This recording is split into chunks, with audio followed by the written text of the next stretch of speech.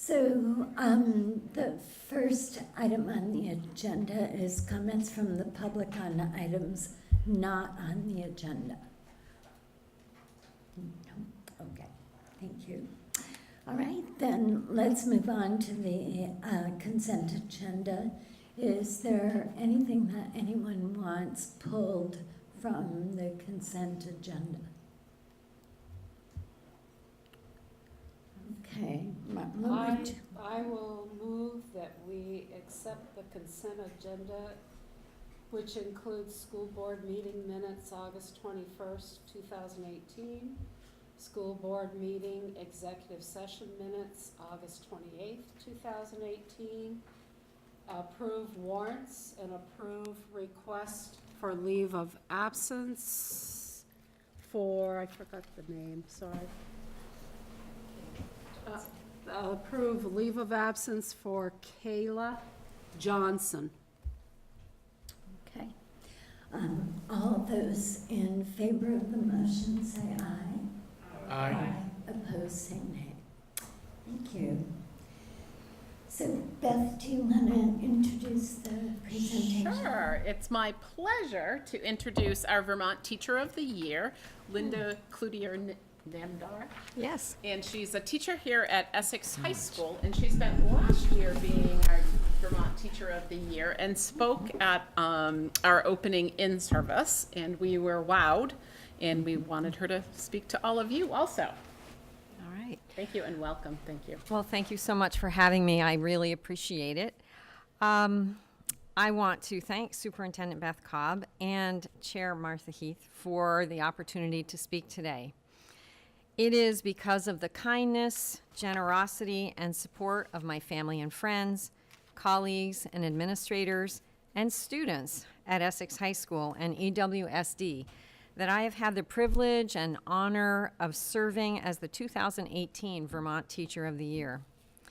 Through this rich learning experience, the 54 members of my toy cohort and I have gotten to travel to Google campuses in San Jose and San Francisco, to historic sites in Washington, D.C., and I've even been to the Vermont Agency of Education in Barrie. In early February at the Google campus in San Jose, we toured this Google complex, where we got a taste of how brands intersect and experience the far-reaching impact of Google on our world. My cohort and I attended trainings and heard from speakers like Sal Khan, who shared the story of how Khan Academy got started online. It all started as an evening phone tutorial for one cousin that led to another cousin wanting a phone tutorial that led to other cousins saying, hey, let's be equitable and fair. I want my shot. And that's how it got started. So it was great to hear that origin story. In San Francisco, we attended more trainings at a Google site there, and I got to, in my 2 hours of free time, meet up with former EHS librarian Philip Crawford. He sends his regards.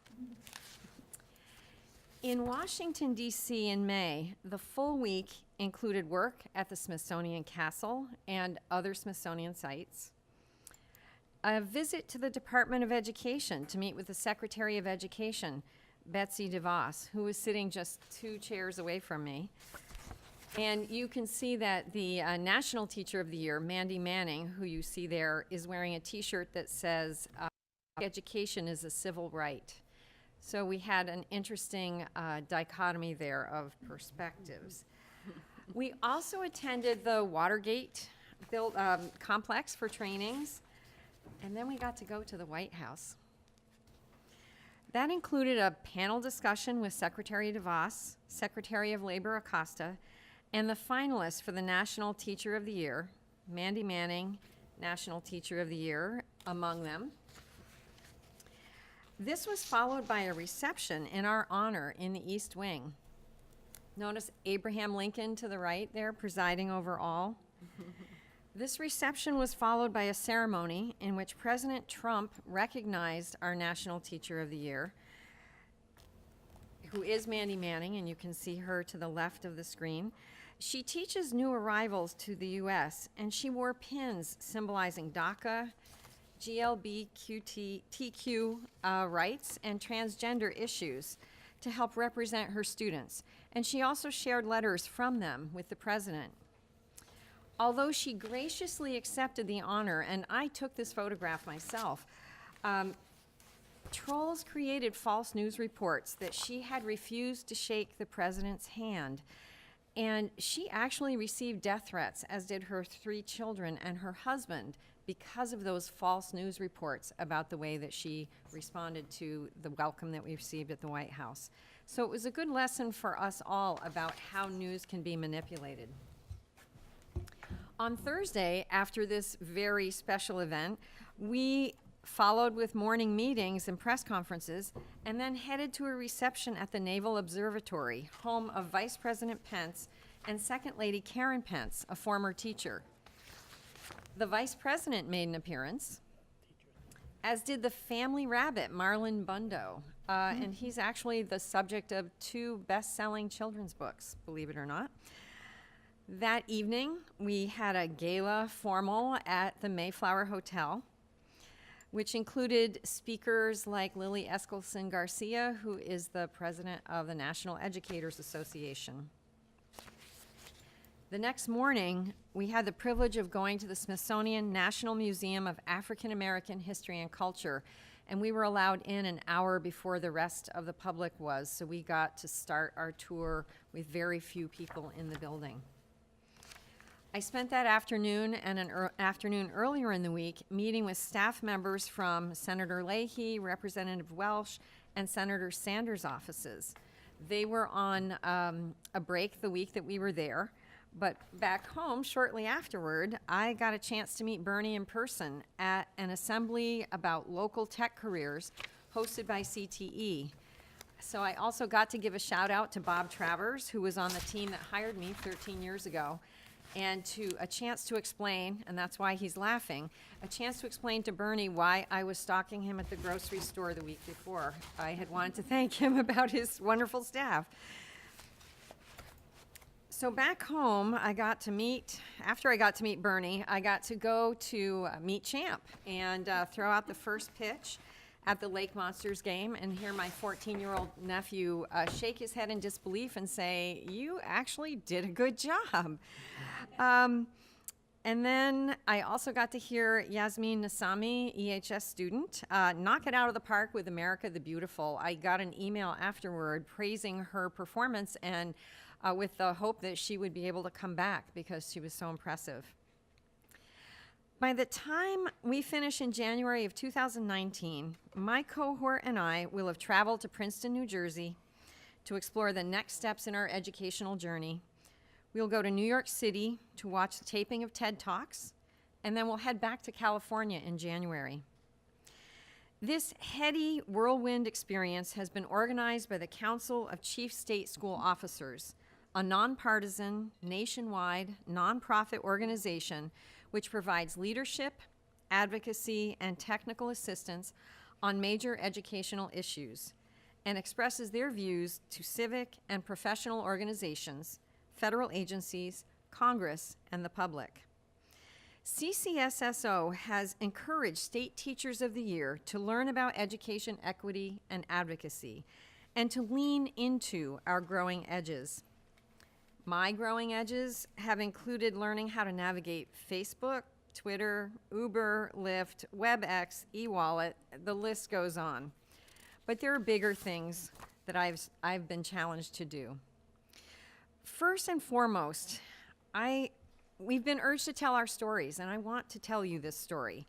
And it's why I was invited to speak at Convocation, and I think why I was invited to speak here today. I want to tell you what I saw on that day looking out over 900 colleagues from our district. I looked out at that sea of faces and I saw, and I do see, superheroes. The superpowers of each person here today and here last week, they aren't all the same and they aren't always evident to the untrained eye. We are in disguise after all, as well as sensible shoes. But the telltale signs are there. Now, I picked this photo because in this Costco Connection, Mandy Manning, National Teacher of the Year, was featured as a Costco member, so it just seemed apropos. But I want you to see that I see those telltale signs of superheroes in that cockeyed optimism about kids, even in the face of dire predictions, and a heartfelt belief in the deceptively simple democratic ideal that all students can learn. What superpowers do you have, you might ask? Well, there's generosity. You feed and clothe hungry children who need seasonal clothing and donate to organizations and to fundraisers to support our student athletes and address community needs. There's that trifecta of optimism, patience, and ingenuity, superpowers that come in handy while teaching 5-year-olds how to tie their shoes, shape their letters, read their first words. Powers that come in handy while challenging middle school energy and angst. Powers that come in handy while instructing high schoolers about quadratic equations or writing college essays. I see dedication, like that of the support staff who work with individual students, with whole classrooms, and with teachers who carry extra pencils, facilitate small groups, and provide tools to shore up student success. I see pride in workmanship and preparation provided by our patient and in-demand IT staff who keep us connected via technology. And I see the same thing in our maintenance and food service staff, many of whom do double duty. Notice the freshly painted classrooms, the polished floors, the well-plowed roadways in the winter on our school properties, and the warm welcomes and nutritional meals provided in our cafeterias. Healing is a superpower. In the health offices and school counseling and social workers' offices, students find safe spaces, resources, and strategies for growth.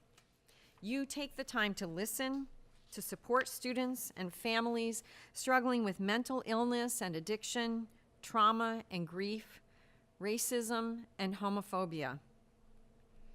Inspiration. Coaches and mentors share their talents in music, science, theater, and athletics, in writing and the arts, giving their students a chance to shine.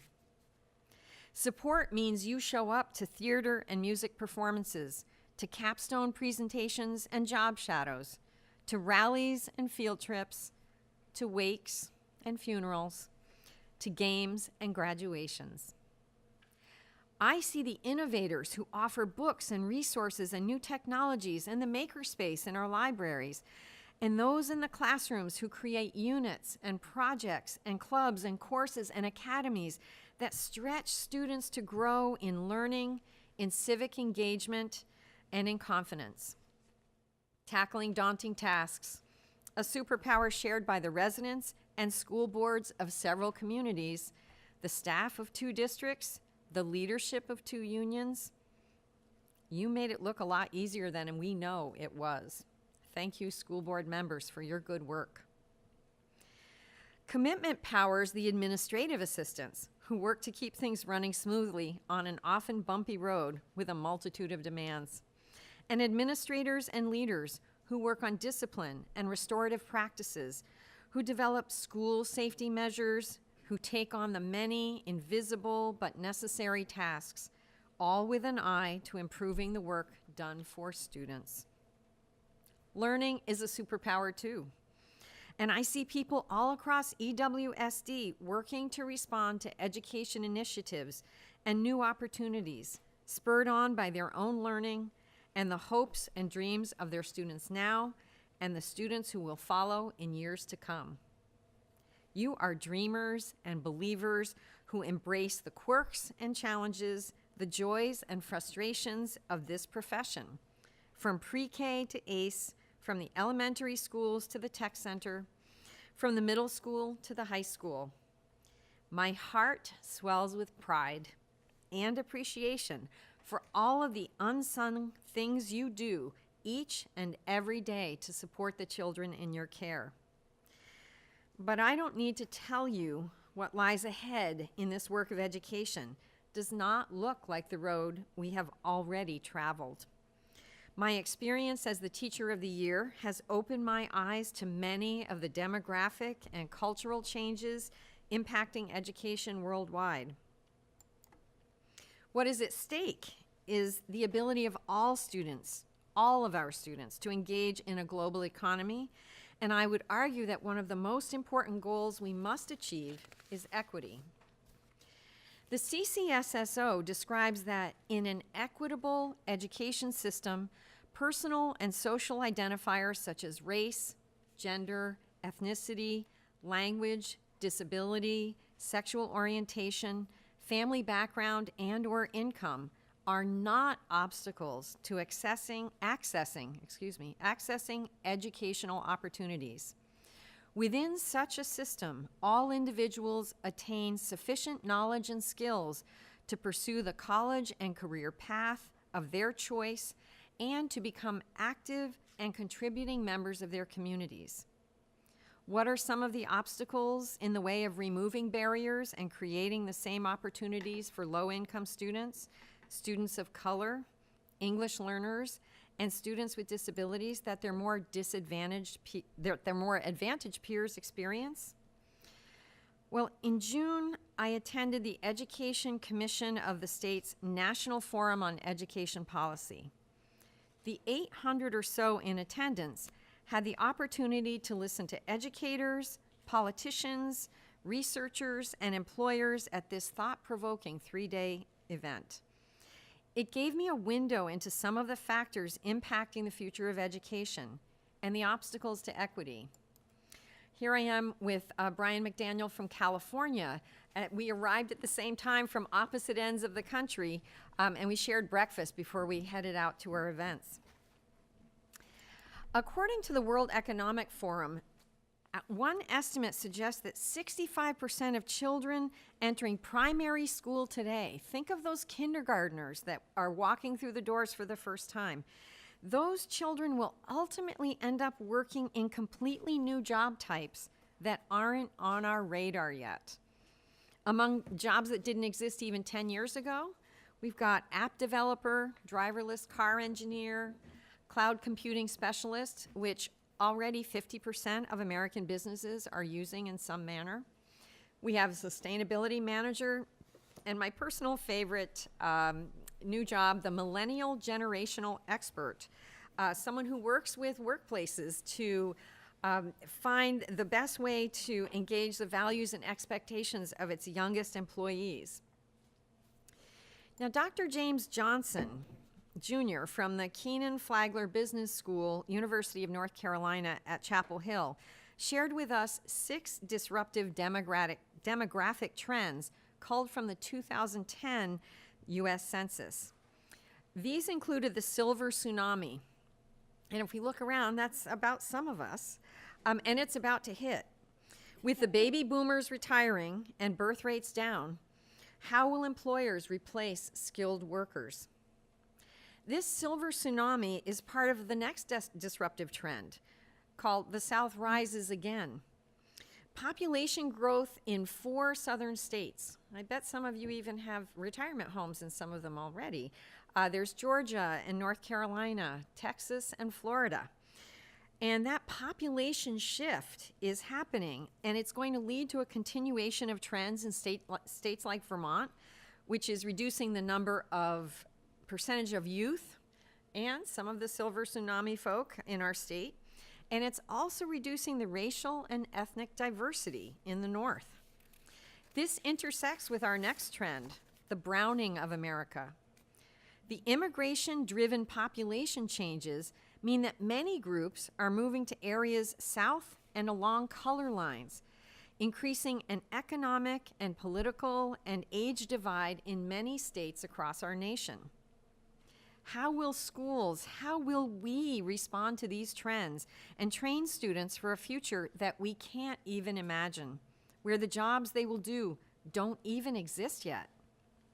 How do we prepare students to continue evolving as learners, to collaborate with coworkers in person and from afar, with those who are like them and those whose cultural experiences differ from their own? Well, we already knew that education is not for the faint of heart, and we are not without superpowers. We simply must commit to using them.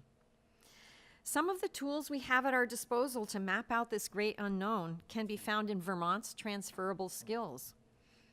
Our role as educators means that we must train students to clearly and effectively communicate, to engage in creative and practical problem solving, and to demonstrate informed and integrative thinking. We must model what it can mean to live out responsible and involved citizenship, all while working collaboratively for the greater good. These tools will help us build the equity we seek. On the plane to California, I had a brief encounter which reminded me that there is a strategy we already use to build equity. I sat next to Matthew, a student from North Country High School. I asked him where he was headed. Poor guy, he didn't know what he was getting into, sitting next to me. He explained that he and a few others were on their way with their marketing teacher to a DECA event in Orlando, Florida. DECA is an organization with a focus on preparing emerging leaders and entrepreneurs to be college and career ready. Shout out to Jen Corey, who's the DECA teacher here at Essex High School. I told Matthew I was heading to an education event myself, and I asked him what he thought was the most important takeaway from his high school career. The importance of my relationship with my teacher, he said without hesitation. I wish more of my teachers knew me better. So, what can we do to know our students better? Look around you. What do you see? Some of us saw former students. I know I saw two of mine. Lauren Kirby and Suzanne Grundling were two of my former 9th grade students from my first year of teaching back in the day. And they're now, they both work here at the high school. Well, one's in the high school and one was a principal in the district.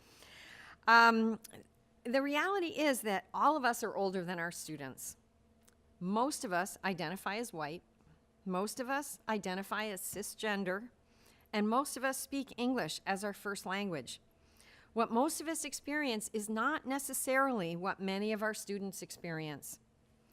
So we must put our superpowers to work to get to know our students even better than we do now, and to understand how their experiences might present obstacles we aren't yet seeing. By understanding more about our students, we can better understand their perceptions of themselves. We must heed the call to put what we know and learn about our students into our planning and delivery of instruction and content. Change is hard, but I want to share this last story about why we must learn and why we must lean into those growing edges. This spring, my students and I were reading Night by Elie Wiesel about the Holocaust. Samicha, one of my 9th graders, was also learning story elements in her English language learner class with Christine Seeley by reading the Dr. Seuss classic, The Lorax. When I was away in Washington, D.C., nervous about news conferences and speaking and meeting, going to the White House and possibly meeting the president, Christine sent me an email and shared that Samicha had one of those lightning bolt moments, seeing the connection between the theme of night and the Lorax. The theme for both, as Samicha told Ms. Seeley, is this: unless someone like you cares a whole awful lot, nothing is going to change. It's not. Someone like you and you and you and me, we all have to care about equity because we all care about our kids. Now, I have a video to show you about Johanna Hayes, who was the 2016 National Teacher of the Year, and she's running for Congress in Connecticut. And this is not the endorsement of a political candidate, but I ask you to listen to her explanation of why equity is important and why it is vital that teachers lead the way for equity. So we're going to watch this quick 2-minute video, and then I have a closing comment. So we're going to see how that goes. And I'm not. A little bit more. Is that it? No, No. that one. That one? Yep. All right, so we're going to click on this. See if we can get it up.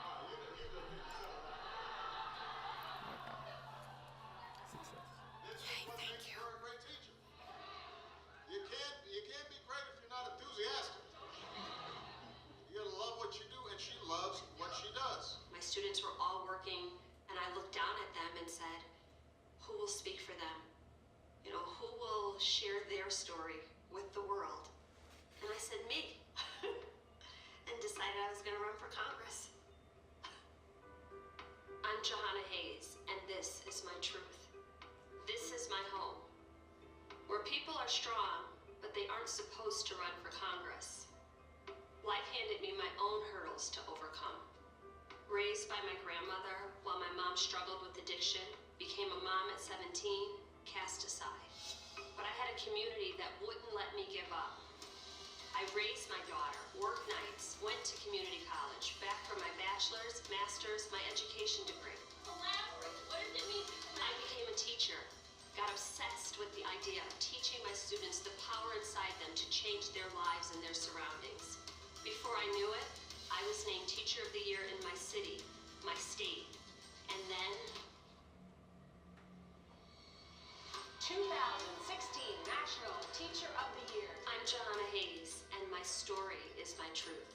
I know the system does not reflect us, but I believe that all of us have power, all of us belong, because I've seen it in my own life. I think the kids like Mrs. Hayes. You know, teachers are nation builders. That's our job, to affect change, to improve outcomes. Isn't that the same job of Congress? I know how to advocate for people. I know how to fight hard to make sure that we are improving the lives of people with better jobs, stronger schools, affordable health care, giving the care that we expect from our neighbors. If Congress starts to look like us, no one can stop us. This is our moment to act, to organize, and bring our truth to power. We all have a part here, and we all belong here, that our voices are important. I'm Johanna Hayes, and I'm not just a teacher. I'm a daughter of the village, mother to my hearts, advocate in the community I love, and candidate for Congress.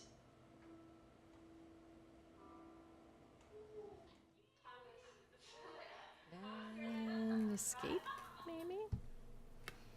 All right, so we can get back to Tab to the left. is that, All the way over to the left. we're almost there. There we go. All right, and present. Is that it? Great.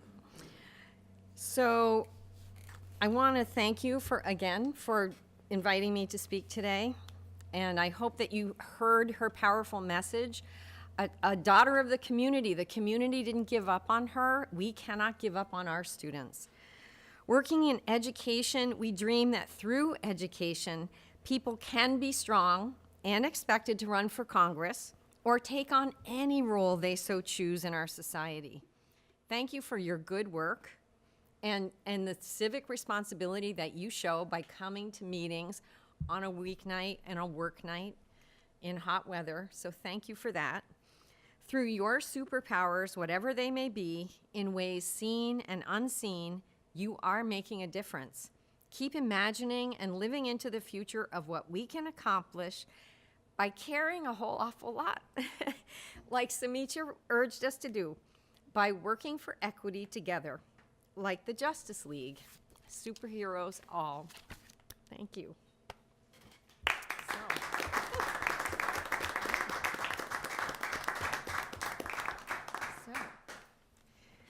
Thank you.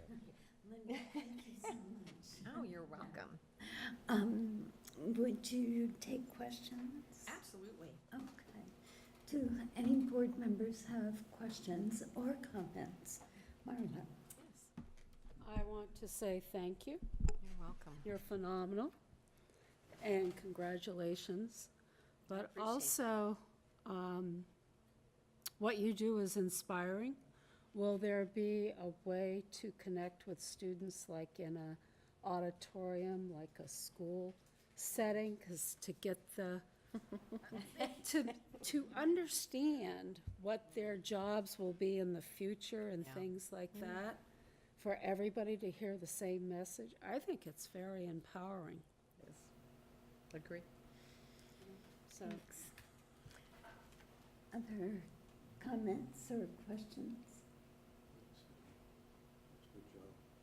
Well, thank you, and again, thank you for inviting me to speak with you. Well, thank you for taking the time out of what I'm sure is a busy evening to do that. A few things to do. Yeah. Oh, I know one question. Can we get a positive spin on the transportation situation? A couple weeks from now? I'm not putting that on Linda's shoulders. I'd like to hear the superpower of that.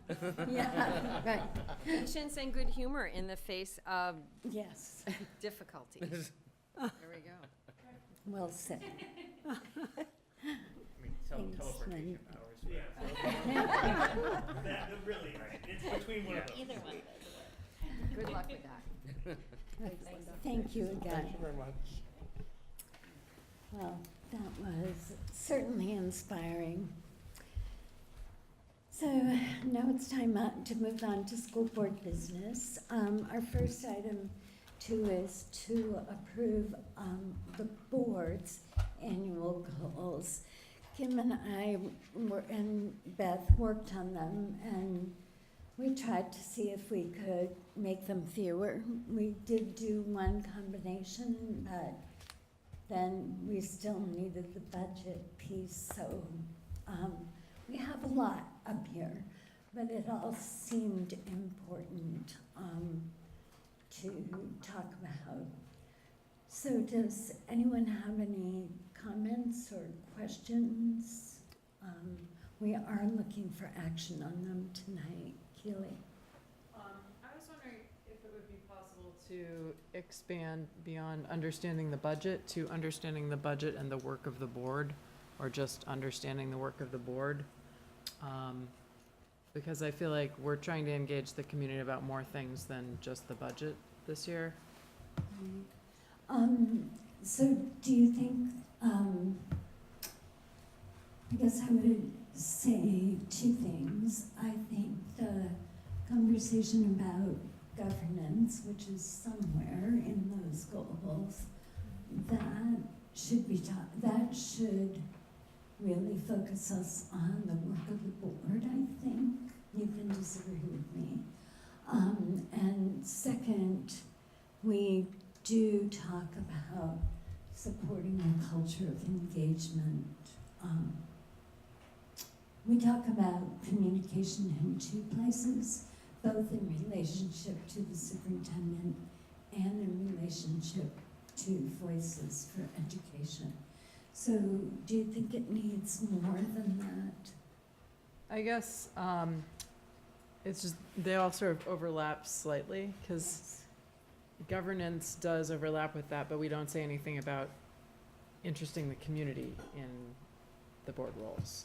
Oh. And like Voices overlaps with engaging the community about more than just the budget, but Voices doesn't have anything to do with getting people, Voices doesn't really have much to do with getting people to vote for like the members of the board, which when at the retreat I brought up this idea of increased voter turnout type stuff, I was particularly thinking about for the board seats as well as the budget. And I feel like if people understand what the board does and that even they could be on the board, and just get people more aware of what the board does in that sense. I feel like that's sort of split into a few different ones and doesn't say that thing anymore. So what if for said to engage the community in understanding the budget and in understanding the role of board members and encouraging greater voter turnout? Does that work?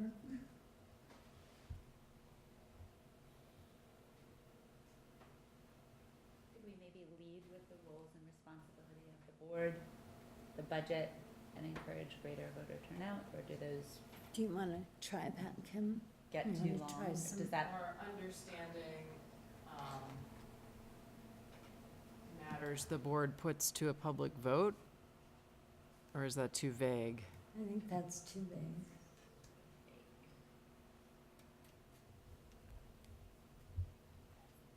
I could see roles and responsibility of the board either being added to number 4 or number 5 more explicitly. Because that would fall under either governance model, Great. and it Right, might fit but that I way. hear. I understand Keely- what you're talking about. I hear Keely saying she wants the not so much us understanding our roles and responsibilities, but she wants the community to understand better those roles and responsibilities. So engaging the community so that they understand both the budget and the roles and responsibilities of board members.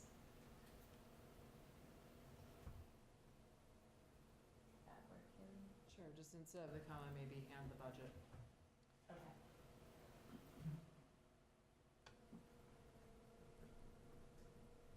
Thank you. I don't like how that's worded. I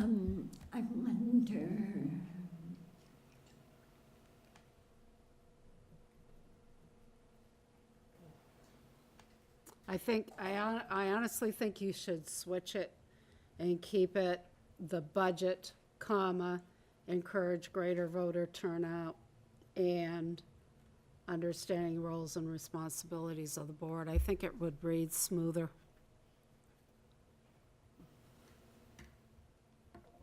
You say while encouraging greater voter turnout?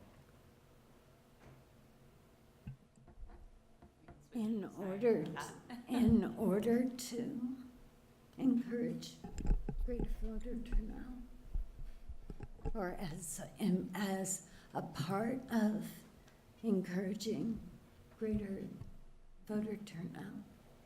How about comma after budget, then while encouraging greater voter turnout? I think that's, Right. that, That's what Kim is suggesting. does that work? Kelly? That's Let's try that. smoother. It's smoother.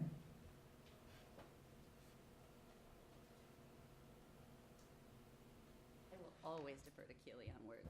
Yes, me too. Does that work for folks? Okay. Anything else? Martha, I forgot to ask at our last meeting, there are so many things that the board will be working on. Are we putting some end dates on some of these things, or are we going to have where we see that we have succeeded? And aren't some of these like a 2-year period?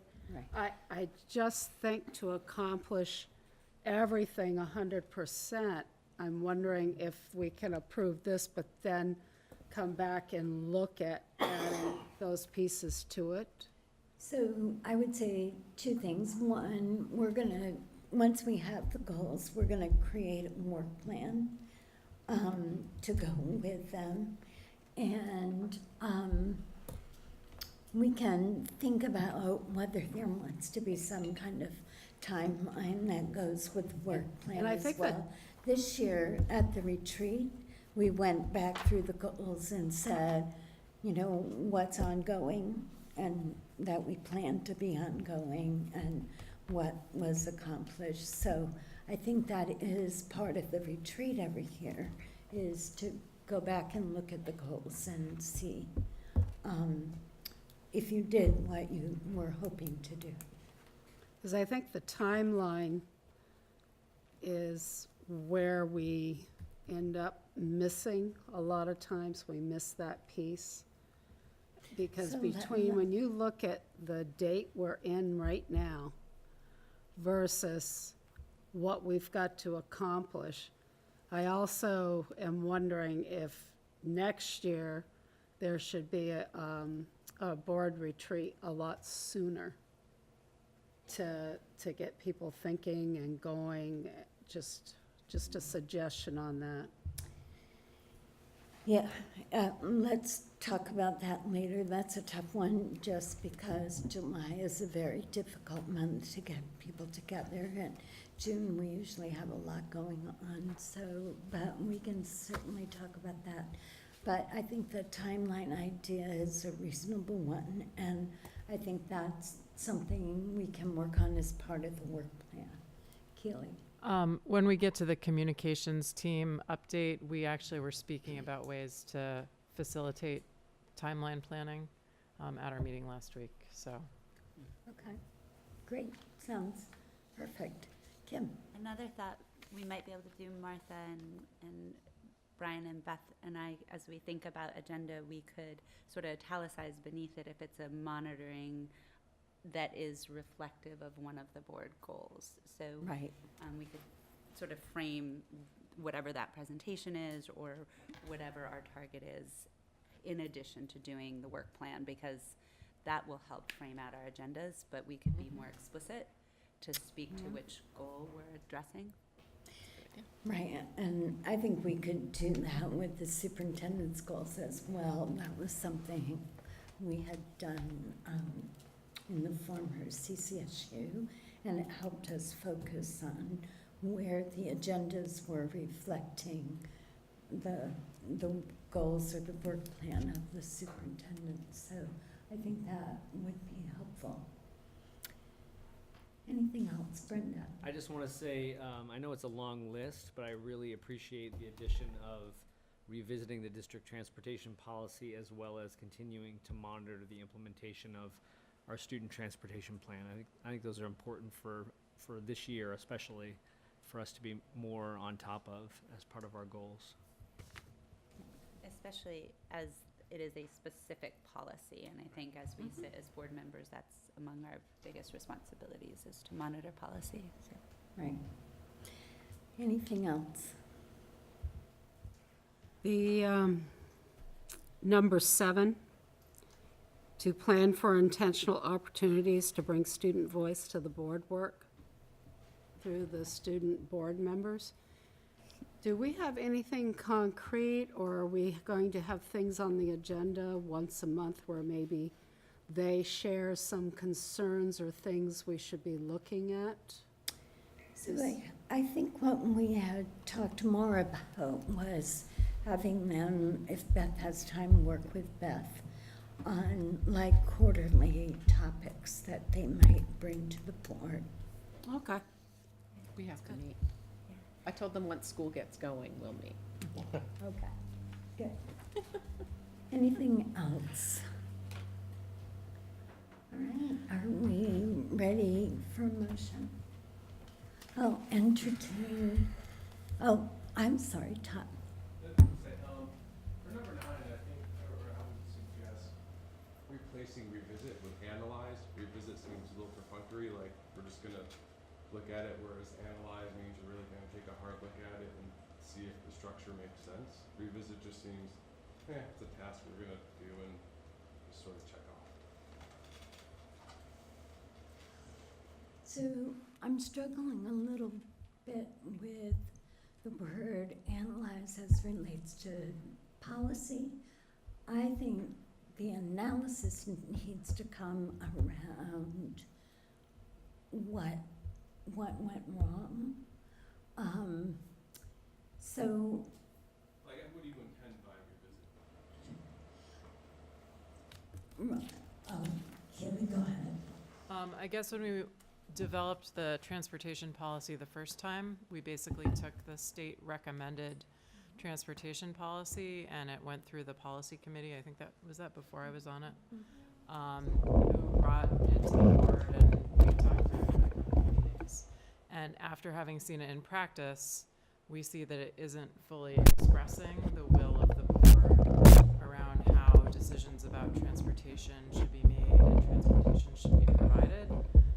So we need to revise the policy so that it actually reflects that. It doesn't go into any details about the procedures or the plan itself, but it sort of sets how the board can guide how the administration creates those plans.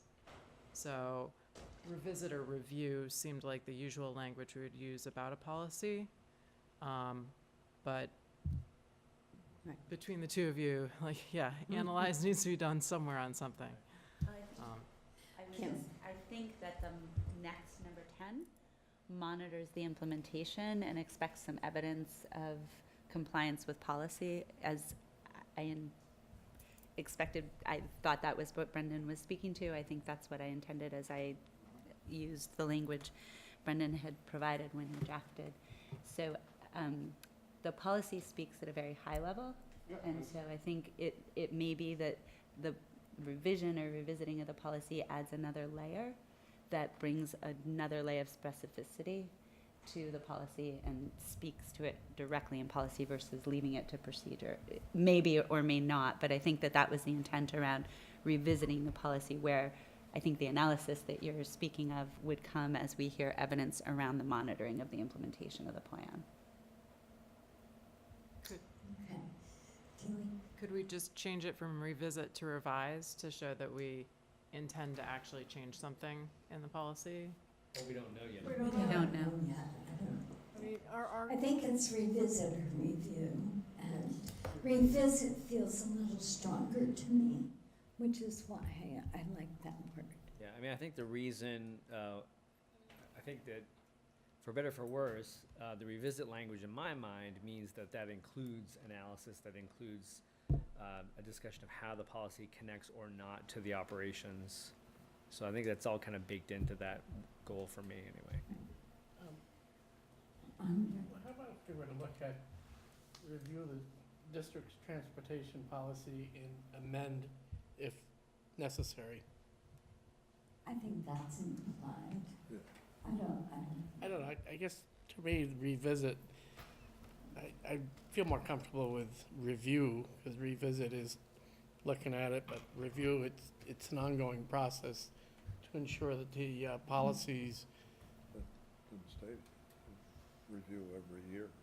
Yeah. Review, I thought revisit added strength because review just feels like the normal course of That's what you events. do every 3 years. Where, right, that we would do every. Either way. I think, and also the fact I that think it's, we all know what we're gonna do, so. Yes. Okay. and the fact that it's matched up right next to the monitoring of the implementation of the student transportation plan, it's clearly, those two are connected. Right, and that's one of the things that Kim and I tried to do, was to put things in sections so that things went together. See, I think with the problems we've had with transportation and with the way the community has been upset, I really think that's where you should merge the two together. And you should put, however you want to word it, but have an A and a B portion. And I really think his point is, as we revisit, we are analyzing. So I don't see a problem with using revisit/analyze. I really We don't. could sit here I and think- wordsmith all night. I What do, think he- what do folks want to do? No, I'm serious. I I hear what you're think, saying. Tom, is it Todd?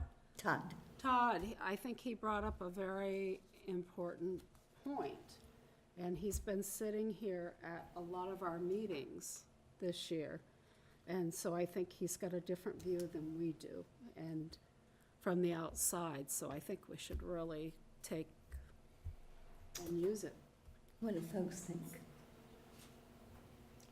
I think they need to be melded together, 9 and 10, because you're looking at the district transportation policy, but at the same time, you're monitoring the implementation of the student transportation. But I believe they're together. Diane? The theme is together.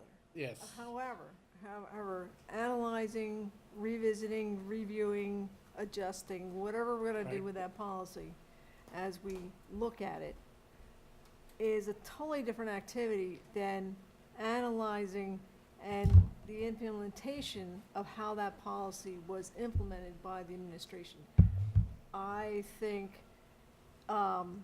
there really are two distinct activities that we need to do, and understand the policy and how it was implemented, as being two different things. I understand why you think they're together, they are, but on the other hand, one says philosophy and the other one says action. So one's more procedural. Well, Kim? I just view them as two separate responsibilities of a board. You establish policy and you sometimes review, revisit, revise policy, and separately, on an ongoing basis, you monitor compliance and implementation of those Right. policies. So I view them as separate responsibilities of the board. Both are requirements of our responsibilities. Right. So I feel as though they're separate because we will be likely ongoing and monitoring very closely current implementation of the plan. We may or may not get to very specific language change or adding procedures to the policy in our policy statements or otherwise. But I would imagine that we will be monitoring pretty closely throughout this fall implementation of the plan. So I guess my preference is they remain separate, but as long as we're doing both of them. Right. And I think that's the important point, that we do both of them. Keely? I think in that sense, number 10 is equally related to number 6 as it is to number 9. So if this was themed into just big chunks, then yeah, I would meld them. But as it is, I think they're fine. Okay. So I'm hearing we're going to leave them as it is. So once again, are we ready for a motion? If we are, I'll entertain a motion to approve the board's annual goals as amended. So moved. Any further discussion? If not, all those in favor say aye. Aye. Opposed, say nay. Nay. I think we're disregarding community input. So that's my complaint, if it needs to be put in the motion. Or in the explanation of the negative vote, yeah. Okay, let's move on to transportation.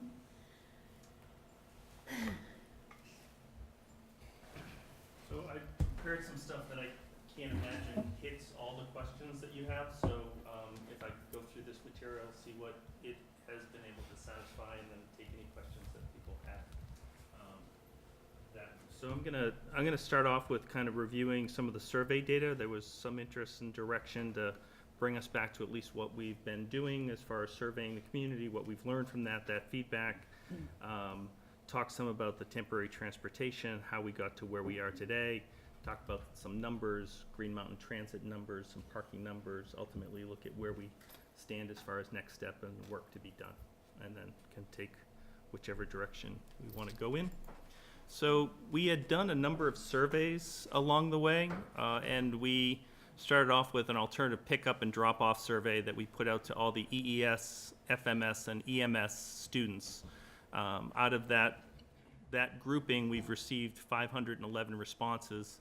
The takeaway is that most families don't require an alternative or an exception. The vast majority don't. Some require some recurring need, where it might be one day a week or on a regular basis, a daycare center either before or after school. And then there are a few families that require fairly complex schedules that in some ways test the management of how things happen. You know, those are schedules that are reoccurring on a basis of like every 3 weeks they repeat, but they're not repeating every day or every week or every 2 weeks. The outcome was we addressed the needs of approximately 60 families that required some type of alternative pickup or drop-off at least once a week. And we also coded 83 students as not having transportation requirements. So in the same survey, we asked people to identify whether they were opting out. And we received 83 students. Brian, what percentage of students does that represent of the family survey? There's about 1,000 students within that grouping. Okay. So in that case, the 83 students that opt out compared to that, or the 60 students that we have some type of alternative adjustments to standard routes or different stops or changes or bus assignments. We also asked all our Westford, Georgia, and Champlain Island families whether they were opting in or opting out of transportation. We sent a survey to them. We had 68 responses, about half of them coming from the Westford area.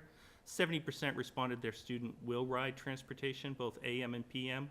Traditionally, across all these surveys, you can anticipate that morning demand for transportation is less than afternoon demand for transportation. It works within, I'm assuming it works within some schedules to be able to drop off, but not pick up at 2:35 in the afternoon. Outcome is we assigned Essex Town students along Route 128 and Old Stage Road to Westford routes, assigned students along 2A to Georgia routes. We consolidated consolidated with Colchester High School and Essex High School for a single island route, which was one of the elements that ended up helping us along the way. High school transportation survey. So this was sent out to all Essex Town and Essex Junction families. We had 535 responses. 75% were from Essex Town. Approximately 50% of respondents living outside the village said that they did not require transportation in the morning. And again, that was slightly larger. There was a slight larger need in the afternoon. I think it went from about 50% in the morning to about 62% in the afternoon. So the outcomes, we had identified 114 high school students in that group. And these are 114 Essex Town students that were opting out of transportation, and approximately 190 that would require some assistance to and from school, particularly if no transportation was available into the winter months. So we had people that said they were fine until Thanksgiving, until a fall sport changed or weather changed and so forth. But the entire response rate was about 190 that required some assistance. So then what we needed to do is we sent those 190 members a request for some additional information as far as what days, AM, PM. We got 68 responses from that 190. And recognize in all of this, it is not the cleanest survey methods. I mean, we didn't lock down because individuals had to sign on for multiple students in their household. So we couldn't limit it to one survey per household or per email. So we had people regularly both spouses would respond. Both spouses respond each time we sent out a reminder, and then also multiple responses changing previous responses. So these numbers are not super clean, but I'm just giving you the entire N. So the takeaway here was that large number of the original 190 response indicated they had found some alternative means. Most of that was like carpooling, public transit, or so forth that worked in there. There was also a large concern of people were saying they needed transportation assistance if they didn't get a parking permit. So some of that worked its way out over time. And then the outcome was we identified, mapped, and began building a micro routes for 48 students. That was as of August 27th, still needing some assistance. So these were groupings of 5 students in a grouping throughout mostly the rural areas, still trying to drive people that were within a half-mile distance from a stop on the number 4 route to utilize public transportation. So we got to the point on August 27th where we were designing, building, and manning a micro service using minivans primarily that would serve up to 50 to 75 high school students, and that was the demand that we had heard about 45 needing it, so we were imagining to be able to escalate up. We also had the free public transportation, so that has the potential of being able to serve over 100 students in itself. But we began working, when we were able to consolidate the island route, we knew we had been able to free up an asset, a driver and a bus, which we knew was a key. We began to work really aggressively with our vendor, and we were able to string together 3 buses, and that bus service in comparison, as we made the final decision, we saw that the bus service was able to serve more students, especially more students out into the rural areas that may have been being pushed into being pushed into carpooling or driving themselves. So that was where we ended up on the day before school started. We launched a bus service at that time. And as you can see, it served the bus service along with the other parts and the students that we pushed off. There's about 470 students that are receiving transportation. So the consolidation of the Champlain Islands was a big part. Mountain Transit pulling 2 retiree drivers back into active service. We accelerated the accelerated test dates. One of the problems with the 2 retirees is one of those retirees was only available for the first 3 days of school and then was unavailable. So we needed to make sure we had a plan N. I'm not sure which letter we're up to at this point, but double A. So we needed to make sure that we had a plan to be able to backfill that position when the person was no longer available as of today. And the accelerated testing, we had a driver pass on August 31st, so we were able to backfill that in with that plan that we had put together. And then we had to reconstruct all the Essex High School routes, all the Westford routes, all the Island routes, and all the Georgia routes on that day so that we could minimize the number of drivers and maximize service. And while it's not perfect, it's an extraordinary turn of events for some. I certainly have received a lot of people that have appreciated being able to have some access to transportation for their high school students. So where we are today, we have 34 routes operating. This is without special ed. Special ed adds in another 5, but 34 routes that are operating, transporting a total possible number of students of around 1,763. Again, there's no requirement to ride any of the buses. We have a requirement right now, the way we design, and it's probably one that's an assumed requirement. It's not in our transportation policy at all, but we assume that we need to provide access for every student that attends our schools inside a district, so we provide stops and capacity and manage the whole fleet around that. And you can see how the numbers sort of break down.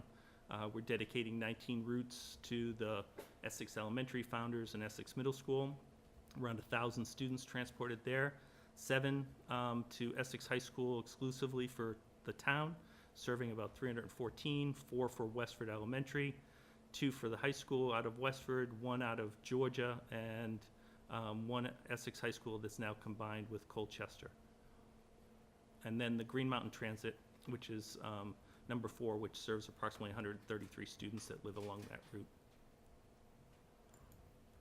On the Green Mountain Transit ridership, we're just brand new in this. This is our first time doing it, so we have no comparison, but in the first 3 days of school, and potentially some ridership on the freshman orientation day, we've got 19 coming out of Essex Junction, which may probably primarily be serving the 40th and Allen population, but can serve the population all down the 15 corridor. And then the number 4 out of Essex Centers had 171 rides. We'll have greater breakdowns of these, including days, times, as we go along. But right now, this is just first blush data for us. The parking situation. So student parking, we dedicate about 390 spots to student parking. It's been that number since the population was around 1,680 students at the center, with about 450 students at the tech center.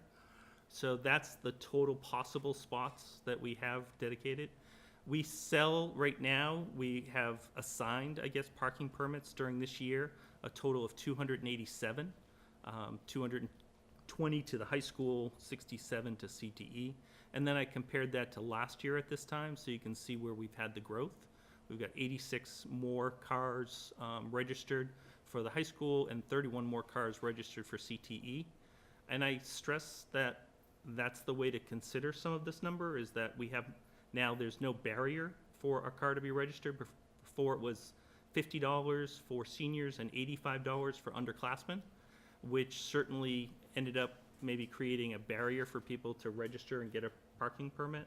Now it's free, so I think we're seeing more uptake. which also gives us more ability to provide a safe environment and knowing where the cars are registered, because people have to provide registration, proof of insurance, and tag plates for these cars that then gets put into a database for us. So there was a, one of the options that was being considered was an expansion of parking. That's not had to, So what we've done right now is that on the side right behind us here, and this is a picture of where the library is. So Brendan, you're sitting right there. Oh, okay. Yeah, right about there. So over on this side, what we've done is that this is going through permitting right now. It's a temporary grass lot, and we're having faculty and staff park there. Right now, we're averaging, probably last I heard, it may have gone up today, but last I heard, we're averaging about 30, 35 cars there. Okay. And it's exclusively for faculty and staff. They're able to access the building through this locked monitored. We've installed cameras for both the parking lot as well as the door. And then there's a second egress so that we can lower the amount of traffic coming in through Educational Drive. So there's a second egress that goes up through Drury that way for those 35 cars. So the total number of cars that can go here in this permit drawing is 107. And we're working through to see if we can get permitting to go to a gravel lot for an interim basis. Right now, parking on grass has been operating fine. Again, recognize that we're still not kind of hitting our numbers. Right. So while there may not be parking in our most convenient locations, there still is a good amount of parking at the educational center. So behind the football field is a lot that relatively gets underused because it's a further walk to the building. So driver pipeline training and licensing update. There's currently 6 drivers in the pipeline. In the last 2 weeks, 4 drivers have dropped out of the pipeline, stating personal reasons, other employment, or for missing training appointments. Last week, we did have a new driver licensed and is on a regular route as of this morning and afternoon. As of today, 1 driver is no longer employed by Mountain Transit. So we getteth and we loseth. This week, 1 driver has their permit test. This week, we have 2 drivers getting their final road test. If they pass that final road test, they'll be driving on regular EWSD routes immediately. Those 2 drivers have been, every day so far, have been driving their prospective routes. So we have a chance for them to go into a known commodity, knowing the stops. And then recruitment continues. Radio, Facebook, and postcards. We're doing the Facebook. The company's doing radio and postcard drops. Postcard drops are going all 3rd-class mail to Essex Junction residents. And then we have 4 new applicants currently being vetted. So they're going through background checks and testing in order to then pop out and become viable candidates on the path. So Brian, just so I'm clear, so regardless of what's happened in the past few weeks, at this very moment, there are 6 in the pipeline. Yeah. Okay. But, that number was 11. Right. We got one good thing came out of that 11. So we have a driver that's driving a route as of today. Yeah. But, this is the tenuousness, getting them in, Right. getting them licensed, Right. and holding on to them, Yeah. is going to be hard. Right. Also recognize when someone drops out of the pipeline, sometimes they drop off of the face of the earth and we never see them again. Other times they just drop out of the pipeline because most of these people have to be working in order to do this. This is like a 6-week process in which you don't have a job while you're doing it. So you're doing your other employment and you're trying to make this manage. So we have somebody that dropped out of the pipeline because they've left for a family emergency and it's just undetermined when they come back. So, that would be nice. That person comes back, or they don't, because we've also had a bus driver that went through to the point of his final test, found out that he was missing a requirement, and just decided that it just wasn't worth it anymore. Right.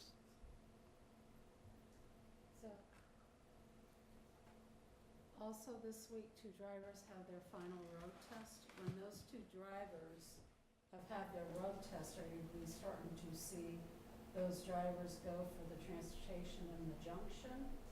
Yeah, I'll come up to the next steps, but, Oh, well, okay. when we have, so here, we still have issues to be addressed. We still have to survey, there's a lot of work that we still have to go into Summit, Hiawatha, Fleming, and ADL and do a similar amount of work that we did with EES founders and EMS to get their alternative pickups and drop-off requirements and how that's going to work. We have to review all the Essex Junction stops and routes with principals, vendor, and the public safety and works personnel. So that's all the upfront work that we have. There's also other work that I just put down that is at least pretty current in my inbox right now about needing to recruit more crossing guards, which Ben Dickey has started some Facebook ads on that today, and trying to see if we can work with PTOs or other people to try to pull those positions into service. We're addressing traffic congestion, developing additional on-site parking, as we talked about, improved stop locations, test pilot school bus cameras, and we want to activate the GPS tracking and try to work eventually towards some real-time reporting to parents and schools. So these are some of the issues that are also occurring. But as far as next steps, presently we're focused almost exclusively on trying to stabilize our current level of drivers and service. That's where we're at, and it's a fairly traditional place we find ourselves at a beginning of a school year. We're also addressing high concern areas on the routes. So we've had issues in which we've just seen by collecting multiple kids in a certain intersection that it would just be better to move that stop or to relocate it. We're also collecting great feedback and have had super involvement by parents and bus drivers and law enforcement to inform us of future improvements where we could continue to get the system better. And that will continue through September 14th. So we're at a point, today was our first Tuesday operating transportation. It was also our first day in which we had early release. So this is day 4 now in the books, and we move on to day 5, and as we get through here, we'll be up to day 12 of the school year. And the idea would be to stabilize, take that feedback, prepare and plan to communicate a series of route stops and schedule adjustments based upon that feedback. And this is everything from adjusting naming conventions and getting routes and times, and now that we've done it, we can start to fine-tune when does that bus get there, when does that route stop. Do that on the week of the 24th. As drivers become available, we complete the planning and begin communicating expansion service around Essex Junction. But we also have to circle back and recognize we just launched high school transportation, which in a previous model required 8 buses, and in our current model is requiring 3. So, we put together a temporary transport system in buses. We may decide there may be enough input or sentiment that good is good enough and it's time to more, rather than necessarily going back and looking to bring that back to the way that it was originally imagined. And then also we have, as we add in the junction, we will have more overall capacity, which actually goes into the system and creates some more flexibility. And with that flexibility, we might be able to address the issue where we have some really extended distance and duration issues for some of our students. So it's now judging to the point of like, when do we start, when's more, and when are we good enough?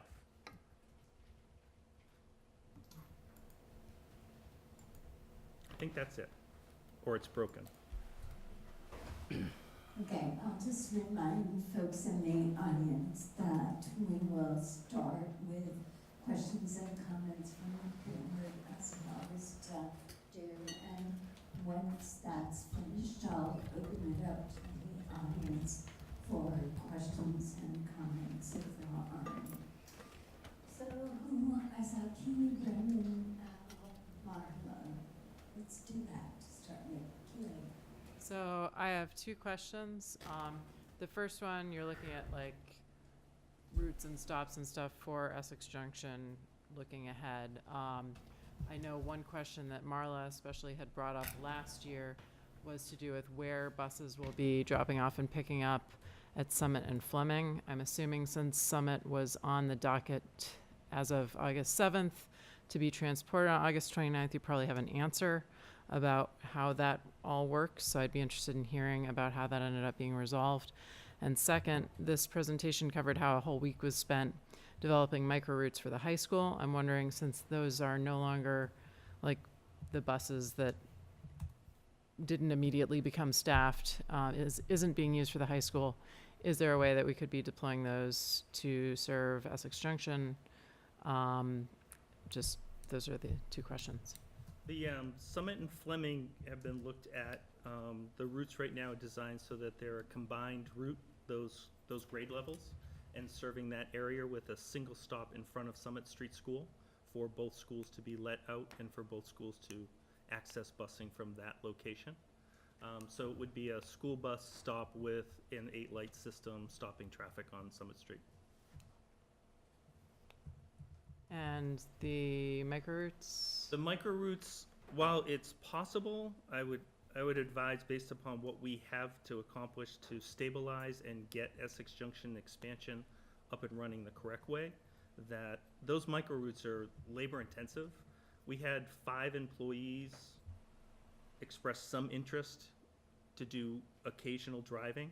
So, and we didn't, as we were working the 2 options, we had to get to some point where we needed to stop feeding one so we could feed the other one, which was the bus routes. So while it's possible, it may be something that we could contract out, but I think it wouldn't be advisable for our future success to try to create a stopgap measure for a few weeks when it might take a few weeks to create. So I'm happy to report that after a rough start in Lang Farm, things are running smoothly. I have a son that rides the EMS bus to and from school, and a daughter that rides the bus home from high school. And that after a little bit of a rough start, it's working well. So I have 2 questions. As far as the expansion for Essex Junction goes, is the plan that we would add drivers for age level? So initially our game plan a month ago was we would start with K3 and then we would gradually increase. Are you still planning to sort of expand it that way by age level, or are you thinking by schools, or is there a different approach? I think it depends, like if we, 2 drivers coming available on the same day provides an opportunity opposed to like 1 at a time. Right. I think that while I see in my office a real struggle of some, one of our big issues right now is somebody's getting something that somebody else isn't, right? And in the Junction, we already know we're going to have that as a basis of having walkout routes, which to date has been something we all agree on is fine and is what we're planning on doing. But there'll be some concern that people will have when they live on the outside of that walkout space and somebody next door to them or across the street's getting transportation. Currently, we all live in it. So currently, we all live in the walking route. So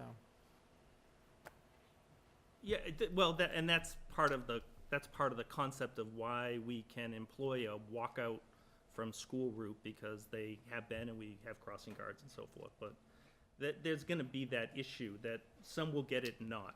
So it takes approximately 2 buses to serve like a Hiawatha, and then to serve a Fleming and a Summit, it would be 4 buses. Okay. We could potentially, depending upon what we saw the availability of drivers to be, is to do that in stages of 2, and then 2 more would get us all the way to Fleming. Do it that way.